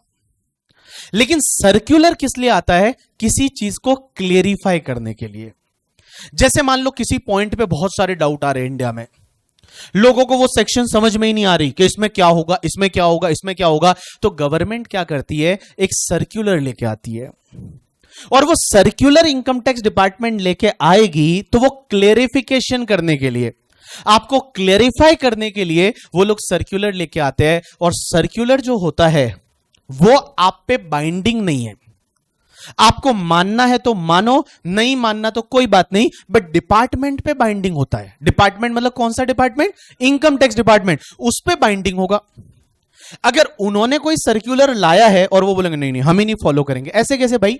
जब तुमने सर्क्यूलर लाया है तो कम से कम तुम तो फॉलो करोगे ही। That is called circular. So circular is binding to the income tax department, not to you, but notification is binding to the all. Notification क्या होता है कि किसी अमेंडमेंट को प्रभावी बनाने के लिए, उसका इफेक्ट देने के लिए, उसको नोटिफाई करने के लिए नोटिफिकेशन निकालते हैं। और सर्क्यूलर जो होता है वो किसी चीज को क्लेरिफाई करने के लिए हम लोग, जो डिपार्टमेंट है वो सर्क्यूलर निकालता है। तो लिखिए चौथा point, notification. Income tax law में चौथा पॉइंट लिखिए, नोटिफिकेशन। लिखिए, it is issued by central government, it is issued by central government, it is issued by central government slash CBDT, it is issued by central government slash CBDT to give effect of amendment, to give effect of amendment or to give effect of provision of the act, or to give effect of or to give effect of provision of the act. Provision of the act. Full stop. Next line में लिखो, but same point. It is binding to assessee as well as department. It is binding to assessee as well as department. It is binding to assessee as well as department. What is the heading? Heading notification ही था इसका. It is binding to assessee as well as department. एक line छोड़ के लिखो 5वां point, circular.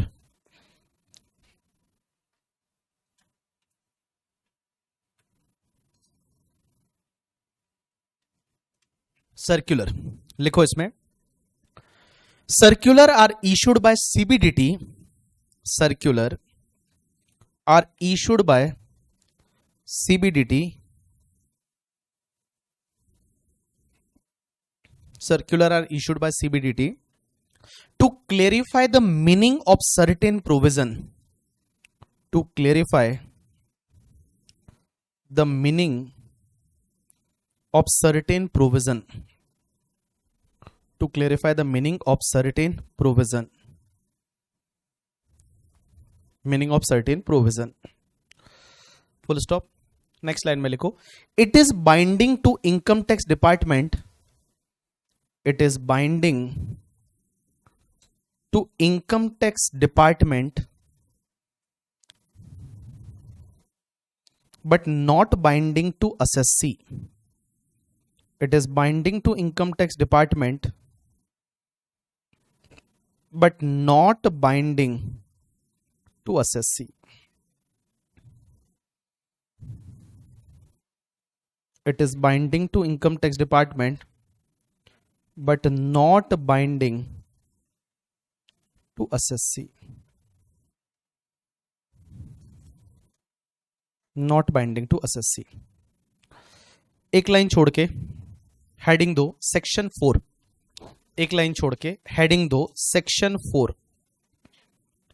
एक line छोड़ के हेडिंग दो सेक्शन 4 और सेक्शन 4 में लिखो charging section of income tax. एक लाइन छोड़ के हेडिंग दो सेक्शन 4 और सेक्शन 4 में लिखो charging section of income tax. Charging section of income tax. Charging section of income tax. Heading क्या दिया? Charging section of income tax. ठीक है, लिखो जैसा मैं बोलता हूं, फिर एक्सप्लेन करूंगा सब. लिखो, income tax is charged. Income tax is charged. CHARGED. Income tax is charged for every assessment year. Income tax is charged for every assessment year. Income tax is charged for every assessment year. Full stop. It is charged on every person. It is charged on every person. Income tax is charged for every assessment year. It is charged on every person. Full stop. It is charged. It is charged on total income. It is charged on total income earned by person in previous year.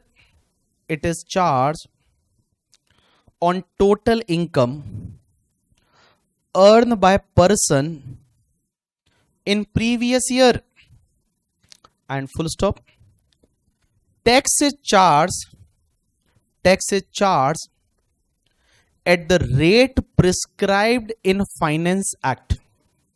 Tax is charged at the rate prescribed in Finance Act. चलिए, इतना लिखने के बाद आप रुक जाइए, book बंद कर दीजिए. ठीक है, हम पढ़ रहे हैं चार्जिंग सेक्शन. चार्जिंग सेक्शन मतलब क्या होता होगा? चार्जिंग सेक्शन मतलब चार्जिंग सेक्शन मतलब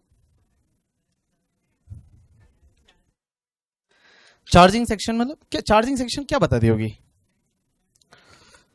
चार्जिंग चार्जिंग चार्जिंग मतलब किसी भी चार्जिंग सेक्शन। जैसे एक एग्जांपल लेता हूं मैं, इधर देखो, अभी मैं आपको 5 हेड पढ़ा रहा था। इनकम फ्रॉम सैलरी हेड में इनकम कब आएगी? तो उसकी एक चार्जिंग सेक्शन होती है, सेक्शन नंबर 15। हाउस प्रॉपर्टी की चार्जिंग सेक्शन होती है सेक्शन नंबर 22। बिजनेस की चार्जिंग सेक्शन होती है सेक्शन नंबर 28। कैपिटल गेन की चार्जिंग सेक्शन होती है 45(1). चार्जिंग सेक्शन यह बताती है कि भैया इस हेड में इनकम कब आएगी। तो सेक्शन 15 में लिखा हुआ है कि एम्प्लॉय एम्प्लॉयर का रिश्ता होना चाहिए, और अगर एम्प्लॉय एम्प्लॉयर का रिश्ता है, आपको सैलरी मिलती है, तो वो यहां पे जाएगी। तो वो एक चार्जिंग सेक्शन है। चार्जिंग सेक्शन यह बताती है कि चार्जेबिलिटी के इस पर्टिकुलर हेड में इनकम कब आएगी। या अब मैं पढ़ा रहा हूं इनकम टैक्स की चार्जिंग सेक्शन कि भाई इनकम टैक्स कब लगेगा। भाई ये इनकम टैक्स लगेगा कब? जैसे मेरे को इनकम टैक्स लगता है, आपको इनकम टैक्स नहीं लगता, आपकी कोई इनकम नहीं है, आपको इनकम टैक्स नहीं लगता, तो इनकम टैक्स लगेगा कब भाई? कब इनकम टैक्स लगेगा? तो ये पूरे इनकम टैक्स एक्ट की चार्जिंग सेक्शन है। तो इनकम टैक्स एक्ट की चार्जिंग सेक्शन देखिए क्या बोलती है। इसी पे अपन आज के लेक्चर का काफी वाला पार्ट है, वो सिर्फ इसी पे डिस्कशन करेंगे। यहां दे रखा है कि income tax is charge for the every assessment year. ये पहले तो ये असेसमेंट ईयर क्या होता है, प्रीवियस ईयर क्या होता है, इस पे अपन डिस्कशन कर लेते हैं, आपको इजीली समझ में आ जाएगा। इधर देखिए, मुझे एक बात बताओ, मैं आपको पढ़ा रहा हूं तो मैं इनकम कमा रहा हूं? हां, कमा रहा हूं कि नहीं? मैं आपको पढ़ा रहा हूं, मैं इनकम कमा रहा हूं।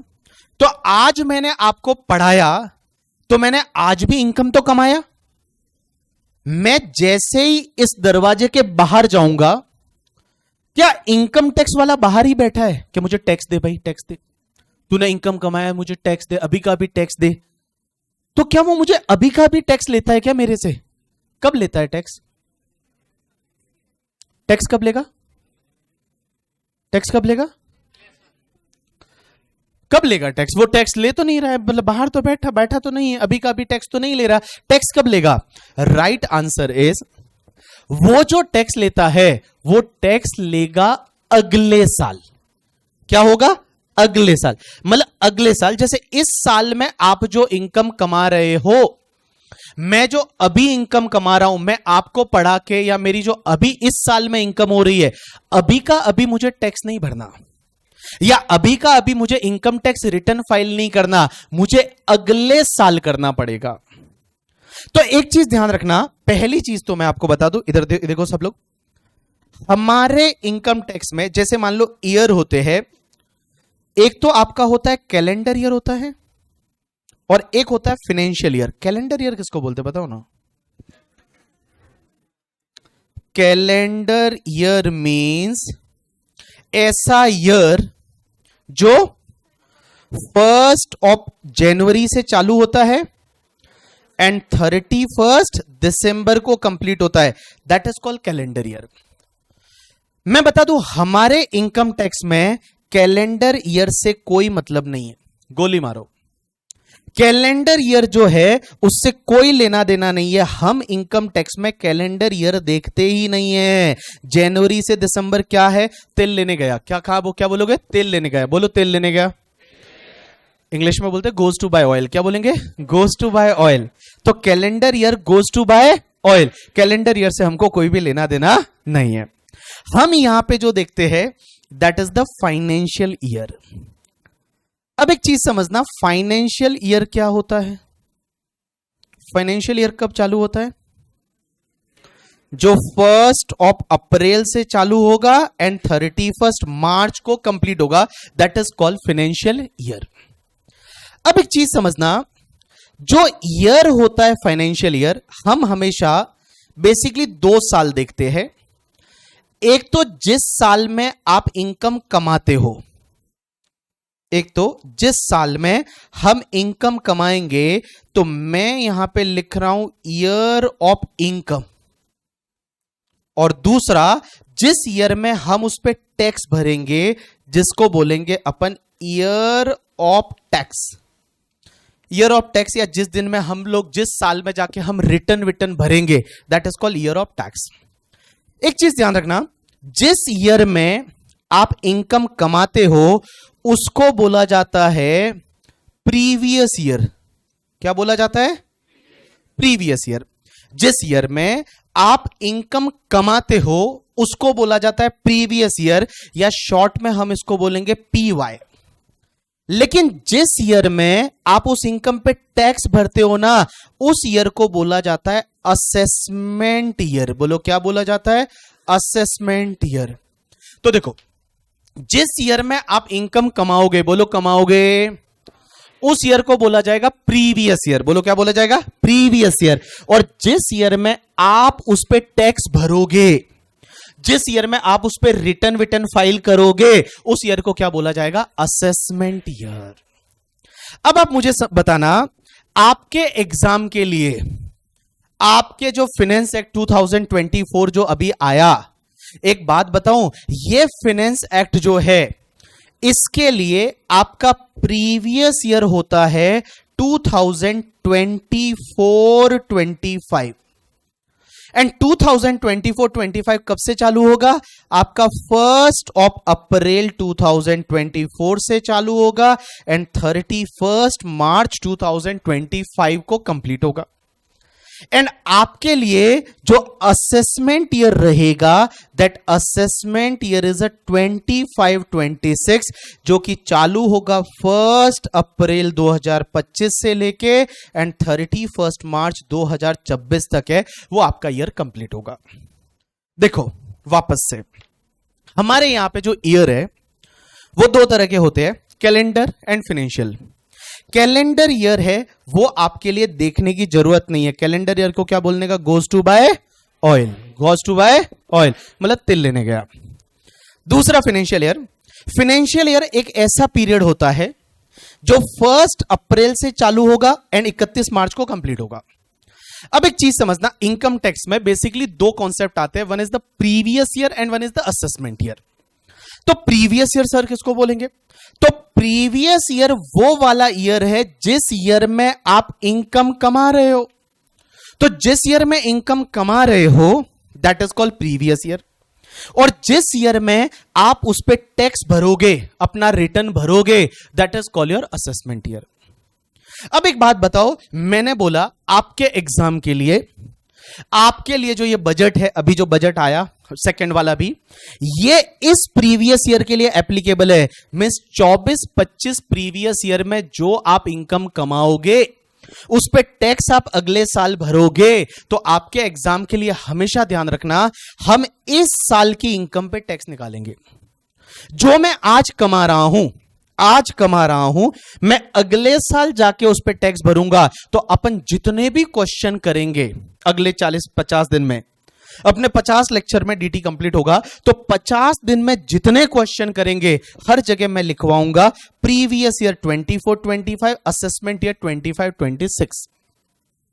तो प्रीवियस ईयर मतलब बोलो ईयर ऑफ इनकम या year of tax? Year of income. And assessment year means year of tax.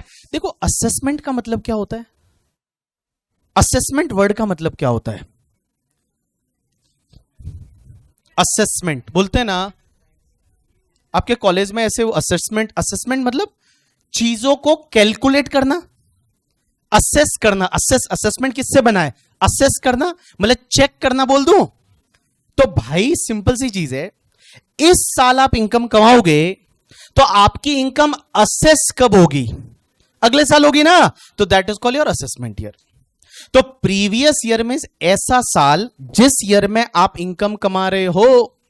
तो year of income is your previous year and year of tax is your assessment year.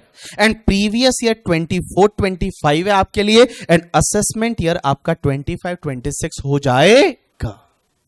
अब आप मुझे बोलोगे कि sir एक बात बताओ, हमारे दोस्त लोग जो है वो तो अभी इनकम टैक्स रिटर्न फाइल कर रहे हैं, अभी थोड़े दिन पहले इनकम टैक्स रिटर्न फाइल कर रहे थे, वो कौन से ईयर के लिए कर रहे थे? लास्ट ईयर के लिए कर रहे थे। तो मैं बोलूं लास्ट ईयर तुम्हारा प्रीवियस ईयर कौन सा था? 23-24 और उसका असेसमेंट ईयर कौन सा है 24-25। तो अभी जो असेसमेंट ईयर 24-25 जो पीरियड चल रहा है इसमें रिटर्न कौन से ईयर के फाइल हो रहे हैं, लास्ट ईयर के। कौन से ईयर के फाइल हो रहे हैं, लास्ट ईयर। समझा कि नहीं समझा, समझा कि नहीं समझा। तो देखो प्रीवियस ईयर का मतलब कौन सा ईयर, बोलो year of income, year of income. And assessment year means year of tax. तो जिस ईयर में आप टैक्स भरोगे that is the assessment year, और जिस ईयर में आप इनकम कमाओगे that is called your previous year. अपन जो सीखेंगे वो सब इस साल की इनकम पे सीखेंगे। मतलब प्रीवियस ईयर, आज जो मैं कमा रहा हूं, आज मैं आपको पढ़ा के कमा रहा हूं, आज की डेट है वो कोई अगस्त 2024 है, अगस्त 2024। मतलब आज मैं इनकम कमाया तो मैं कौन से प्रीवियस ईयर में इनकम कमा रहा हूं, 24-25। तो उस पर टैक्स कौन से ईयर में भरूंगा, असेसमेंट ईयर 25-26 में। समझा कि नहीं समझा, अरे बोलो यस और नो, यस और नो, यस और नो, यस। अब एक और चीज समझना सर, एक बात बताओ, इनकम टैक्स जिंदगी में एक बार ही लगता है या हर बार लगता है, हर साल लगता है या सिर्फ एक साल लगता है? राइट आंसर है जितना हर साल जो इनकम कमाओगे हर साल लगेगा। तो चार्जिंग सेक्शन क्या बोलती है, देखो income tax is charge for the every assessment year. Her assessment year के लिए इनकम टैक्स लगता है, इनकम टैक्स हर असेसमेंट ईयर के लिए लगता है। हर असेसमेंट ईयर के लिए इनकम टैक्स लगेगा, मतलब प्रीवियस ईयर में जो इनकम कमाओगे असेसमेंट ईयर में उस पर टैक्स भरना है। और एक बात बताऊं, ट्रिकी बात समझना, जितने भी अमेंडमेंट होते हैं ना इनकम टैक्स में, जब भी बोला जाता है वो कभी भी प्रीवियस ईयर वाइज बात नहीं होती, हमेशा बात असेसमेंट ईयर वाइज होती है। तो जितने अभी निर्मला सीतारमण जी ने अमेंडमेंट किए हैं, जितने भी निर्मला सीतारमण जी ने अमेंडमेंट किए हैं ना बजट में, ये अमेंडमेंट में ऐसा नहीं लिखा हुआ कि ये प्रीवियस ईयर 24-25 पे लगेगा, ऐसा नहीं लिखते। लिखते टाइम क्या लिखते हैं कि ये अमेंडमेंट असेसमेंट ईयर 25-26 से एप्लीकेबल है। क्या बोलेंगे, असेसमेंट ईयर, और असेसमेंट ईयर 25-26 मतलब प्रीवियस ईयर 24-25 पे वो अमेंडमेंट लगेगा या नहीं लगेगा, लगेगा ना। क्योंकि ये लोग क्या बोल रहे हैं कि जितने भी अभी जो अमेंडमेंट हुए इस बजट में वो अमेंडमेंट एप्लीकेबल होंगे असेसमेंट ईयर 25-26 से। तो असेसमेंट ईयर 25-26 का मतलब यह हुआ कि प्रीवियस ईयर कौन सी बात हो रही है, 24-25। तो प्रीवियस ईयर 24-25 के लिए भी वो अमेंडमेंट एप्लीकेबल हो जाएगा। अब एक बात बताऊं, इनकम टैक्स एक्ट 1961 जो मैं बता रहा था, why this is applicable from 1 अप्रैल 1962, क्योंकि ये असेसमेंट ईयर 62-63 के लिए है। तो असेसमेंट ईयर 62-63 मतलब प्रीवियस ईयर 61-62। तो 61-62 में जो इनकम कमाओगे उस पे ये लग जाएगा या नहीं लग जाएगा, लग जाएगा, लग जाएगा। इनकम टैक्स में हमेशा बात की जाती है असेसमेंट ईयर वाइज। जितने भी आपको मैं बताऊं, इस बार जो बजट आए उस बजट में जितने भी जो अमेंडमेंट थे, ये देखो आपका मैं बताऊं, जैसे एग्जांपल के लिए ये बजट जो आता है ना, उस बजट के साथ में आप लोग बहुत बार ऐसे सोचेंगे आगे जाके जब मैं पढ़ाऊंगा कि सर को ऐसे कैसे पता चलता है कि ये अमेंडमेंट क्यों लाया है, इसकी जरूरत क्या थी, इसका लॉजिक क्या है, वो सर को कैसे पता चलता है? क्या सर कोई जादूगर है? Answer is no. आपको बताऊं, हर बजट आता है ना, उस बजट के साथ में एक डॉक्यूमेंट आता है जो हम लोग बच्चों को नहीं बताते करके, ठीक है? क्योंकि बच्चों को बताएंगे तो बच्चों को खुद को पता चल जाएगा, अच्छा ये अमेंडमेंट हमको पता है, इसका लॉजिक ये है। वो अमेंडमेंट का लॉजिक डिपार्टमेंट देता है, उसको बोला जाता है memorandum explaining to the finance bill. और ये वो डॉक्यूमेंट है memorandum explaining the provision of the finance bill, जिसमें लॉजिक दिया जाता है कि भाई ये अमेंडमेंट क्यों ला रहे हैं, इसकी क्या जरूरत है। तो वो सब चीजें इसमें दे रखी होती है। एंड गाइस जब इसको पढ़ेंगे ना तो इन्होंने बताया है कि ये अमेंडमेंट क्यों ला रहे हैं, क्या रीजन है, क्या जरूरत है, ये सब चीजें इसमें दे रखी होती है। तो हम लोग जब आपको पढ़ाते हैं तो हम यहां से पढ़ के पढ़ाते हैं। हम लोग ये मेमोरेंडम एक्सप्लेनिंग जो बिल है इसको हम पढ़ते हैं और जब पढ़ के हम आपको पढ़ाते हैं करके, ठीक है? जैसे आपने इस बार ऐसा एक सुना था कि आपको पता है जो एंजल टैक्स है वो अब हटा दिया गया, ऐसा सुना? एंजल टैक्स या कंपनियों पे एक टैक्स लगता था, एंजल टैक्स वो हटा दिया गया। अब एक बात बताओ, वो हटा दिया गया इस सेक्शन में अमेंडमेंट किया, लेकिन यहां क्या लिखा हुआ है देखो कि this amendment is applicable from assessment year 25-26। देखो इस लास्ट लाइन को समझना, this amendment is propose to be made effective from 1 April 2025। एक बात बताओ, 1 अप्रैल 2025 तो अगले साल आएगा, बट ये असेसमेंट ईयर वाइज बात कर रहे हैं, तो असेसमेंट ईयर 25-26 मतलब ये अमेंडमेंट प्रीवियस ईयर 24-25 पे लगेगा। समझा कि नहीं समझा? क्योंकि जब भी लॉ में, टैक्स लॉ में बात होती है, वो हमेशा असेसमेंट ईयर वाइज बोलते हैं कि इस असेसमेंट ईयर से लग रहा है, बट बेटा इस असेसमेंट ईयर का मतलब ये हुआ कि प्रीवियस ईयर आपके 24-25 पे ये लग जाएगा। समझा कि नहीं समझा? अरे बोलो यस और नो। तो चलो अपन बात कर रहे हैं ईयर की। ईयर में दो तरीके के ईयर होते हैं, one is the calendar year, but calendar year को क्या बोलने का, गोज टू बाय ऑयल। दूसरा फाइनेंशियल ईयर। फाइनेंशियल ईयर में एक होता है प्रीवियस ईयर, एक होता है असेसमेंट ईयर। जिस ईयर में आप इनकम कमाते हो उस ईयर को क्या बोलोगे? अरे बोलो क्या बोलोगे? और जिस ईयर में आप उस पर टैक्स भरोगे उसको क्या बोलोगे? Assessment year. आपके एग्जाम के लिए प्रीवियस ईयर कौन सा है? 24-25। मतलब 24-25 में जो इनकम कमा रहे हो उस पर टैक्स कब भरोगे? असेसमेंट ईयर 25-26 में। समझा कि नहीं समझा?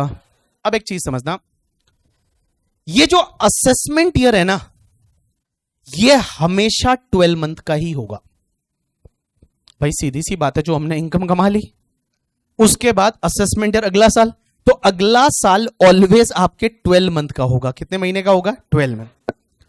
प्रीवियस ईयर जो है, जिस ईयर में इनकम कमा रहे हो, वो भी 12 मंथ का ही होता है, लेकिन इसका एक एक्सेप्शन है कि अगर कोई बंदा है जिसने नया बिजनेस चालू किया है या नया सोर्स ऑफ इनकम आया है, तो उसके लिए जो प्रीवियस ईयर है ना, वो 12 मंथ का नहीं होगा। उसके लिए वो प्रीवियस ईयर है, वो उस डेट से स्टार्ट होगा जिस डेट से नया बिजनेस चालू किया है। जैसे मैं एक एग्जांपल लेता हूं, मान लो हमारा एक बंदा है, आपका नाम गायत्री, कार्तिक। ओके मैंने सोचा गायत्री, अरे तो अम्बे तूने बोला कार्तिक तो मेरे को लगा गायत्री, ऐसे मतलब सुनाई वैसा ही दिया, तुमको भी वही सुनाई दिया था। हाँ ये देखो, लड़की को भी गायत्री सुनाई दिया था। तो एक बंदा है जिसका नाम है मिस्टर कार्तिक। मिस्टर कार्तिक। अब एक बात समझता, कार्तिक है, ये कुछ नहीं करता है, ठीक है, कुछ नहीं करता, मतलब ऐसे ही बैठा है, अभी तक कुछ नहीं कर रहा। इसने नया धंधा चालू किया, बिजनेस चालू किया। सो नया बिजनेस चालू किया, पहले कुछ नहीं करता था, नया बिजनेस चालू किया 10th of December 2024 से। तो लॉ मेकर्स बोलते हैं इसके लिए जो प्रीवियस ईयर ये वाला है, ये 1 अप्रैल 2024 से चालू नहीं होगा, क्योंकि उस दिन तो बिजनेस था ही नहीं। तो इसके लिए प्रीवियस ईयर चालू होगा फ्रॉम द 10 दिसंबर 2024 से, और इसका ये प्रीवियस ईयर इनकम वाला कंप्लीट कब होगा? 31 मार्च 2025। एंड असेसमेंट ईयर आपका ऑब्वियसली 25-26 रहेगा, जो कि 12 मंथ का होगा। तो असेसमेंट ईयर हमेशा 12 महीने का होता है, प्रीवियस ईयर 12 महीने से कम का हो सकता है अगर आप पहली बार कोई धंधा चालू करते हो या पहली बार कोई इनकम का सोर्स वगैरह आता है। तो जब वो धंधा चालू हुआ या इनकम आई, वहां से तुम्हारा प्रीवियस ईयर चालू होता है। समझा कि नहीं समझा? अरे बोलो यस और नो। तो देखो चार्जिंग सेक्शन पढ़ रहे, बोलो चार्जिंग सेक्शन। चार्जिंग सेक्शन बोलती है कि income tax is charge for every assessment year, हर साल लगेगा। It is charge on every person. अब आप बोलोगे पर्सन क्या होता है? सर एवरी पर्सन मतलब ये पर्सन है, मैं पर्सन हूं, तुम भी पर्सन हो, सब पर्सन है अपन, हर किसी पे इनकम टैक्स लगता है। अब आपका डाउट होगा कि सर शिरडी वाले साईं बाबा पे इनकम टैक्स लगता है, यानी वो पर्सन में आएंगे या नहीं आएंगे? सर कंपनी जो है उस पे इनकम टैक्स लगेगा या नहीं लगेगा? सर अगर मान लो देवी देवता है, उनको इनकम टैक्स में मतलब इनकम टैक्स वो भी पर्सन में आएंगे या नहीं आएंगे? हम देखेंगे पर्सन का डेफिनेशन में क्या क्या आता है थोड़े टाइम बाद। It is charge on the total income earned by person in the previous year. आप जो प्रीवियस ईयर में कमा रहे हो उस पे ये इनकम टैक्स लगेगा। एंड इनकम टैक्स की रेट कहां दे रखी है? रेट दे रखी है फाइनेंस एक्ट में। तो फाइनेंस एक्ट में इनकम टैक्स की रेट दे रखी है, उस रेट से आपको टैक्स भरना है on the income earn in the previous year. और टैक्स आपको कब लगेगा? In the assessment year. समझा कि नहीं समझा? अरे बोलो यस और नो। तो जितना लिखा था उसके बाद एक बार ये डायग्राम बनाओ।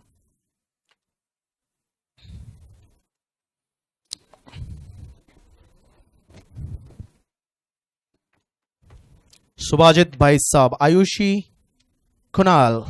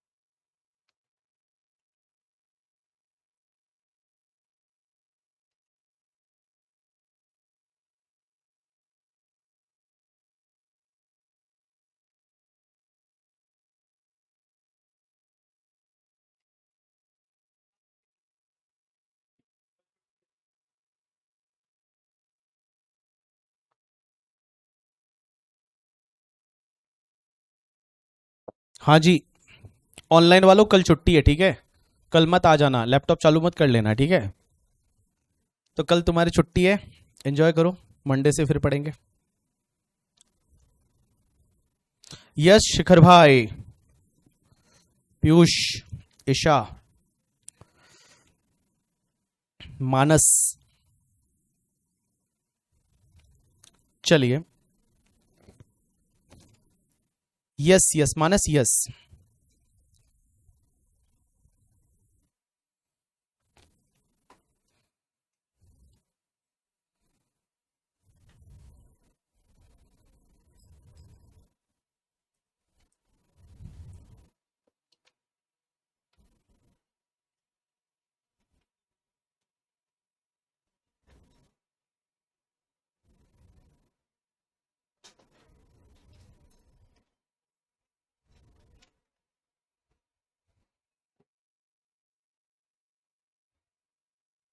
चलिए done.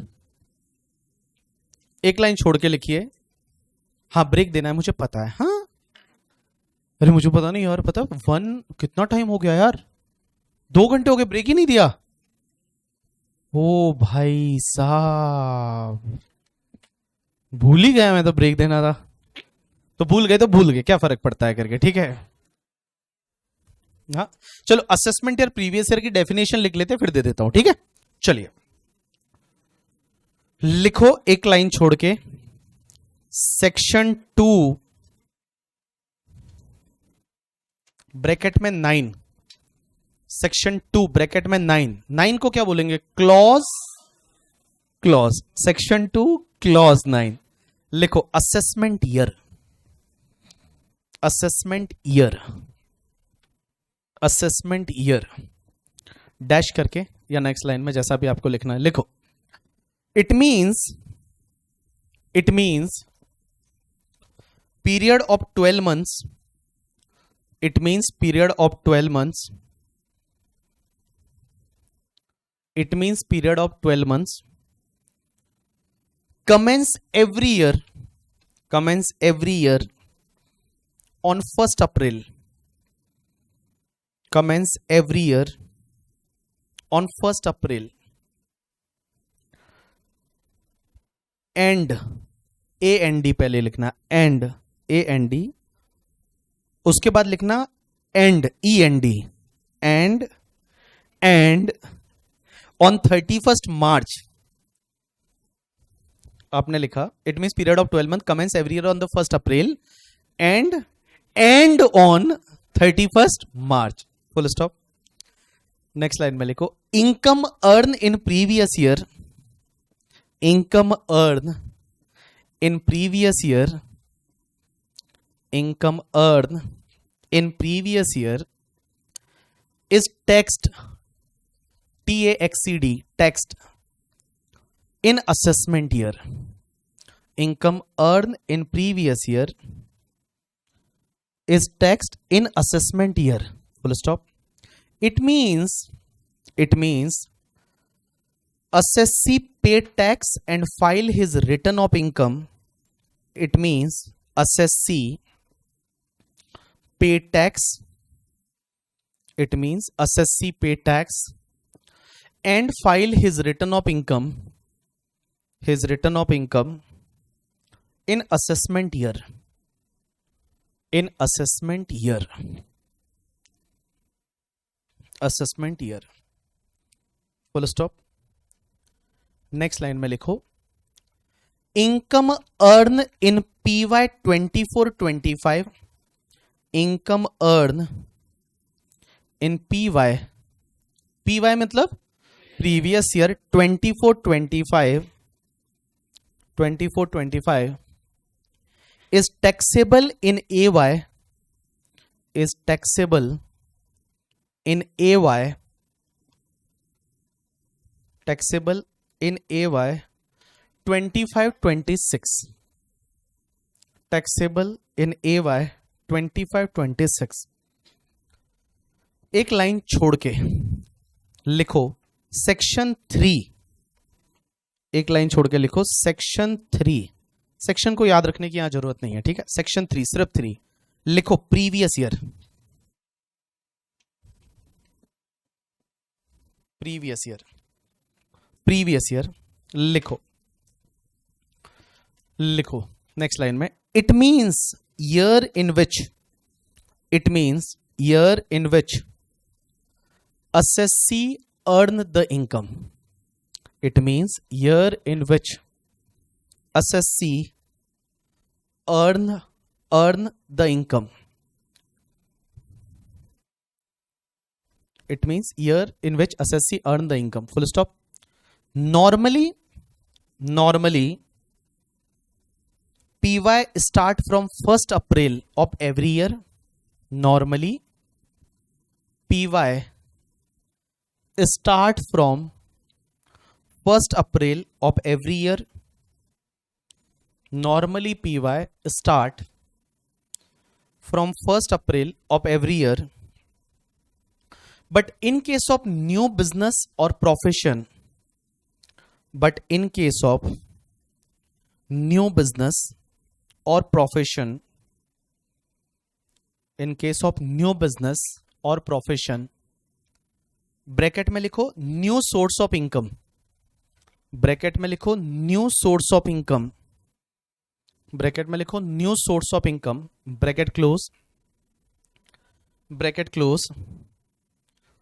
PY start from the date on which, PY start from the date on which, start from the date on which new business or profession was set up, from the date on which new business or profession was set up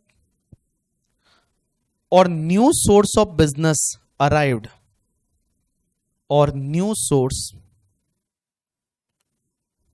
business or profession was set up or new source of business, new source of business की जगह लिखो new source of income, new source of income, new source of income arrived, arrived या arise, arise लिख लो. New source of income arise till 31st March, till 31st March of that year, till 31st March of that financial year, till 31st March of that financial year या that year. Next line में एक example लिख लो. Mister Kartik started business, Mr. Karthik started business On 10 December 2024, Mr. Karthik started business on 10 December 2024. Full stop. In this case,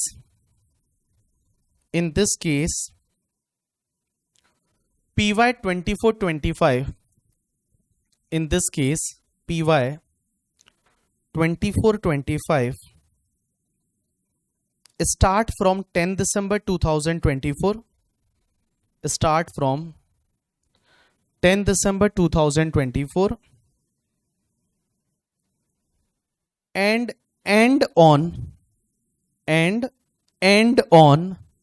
31st March 2025 and end on 31st March 2025. चलिए लीजिए 10 minute का break, उसके बाद continue करते हैं.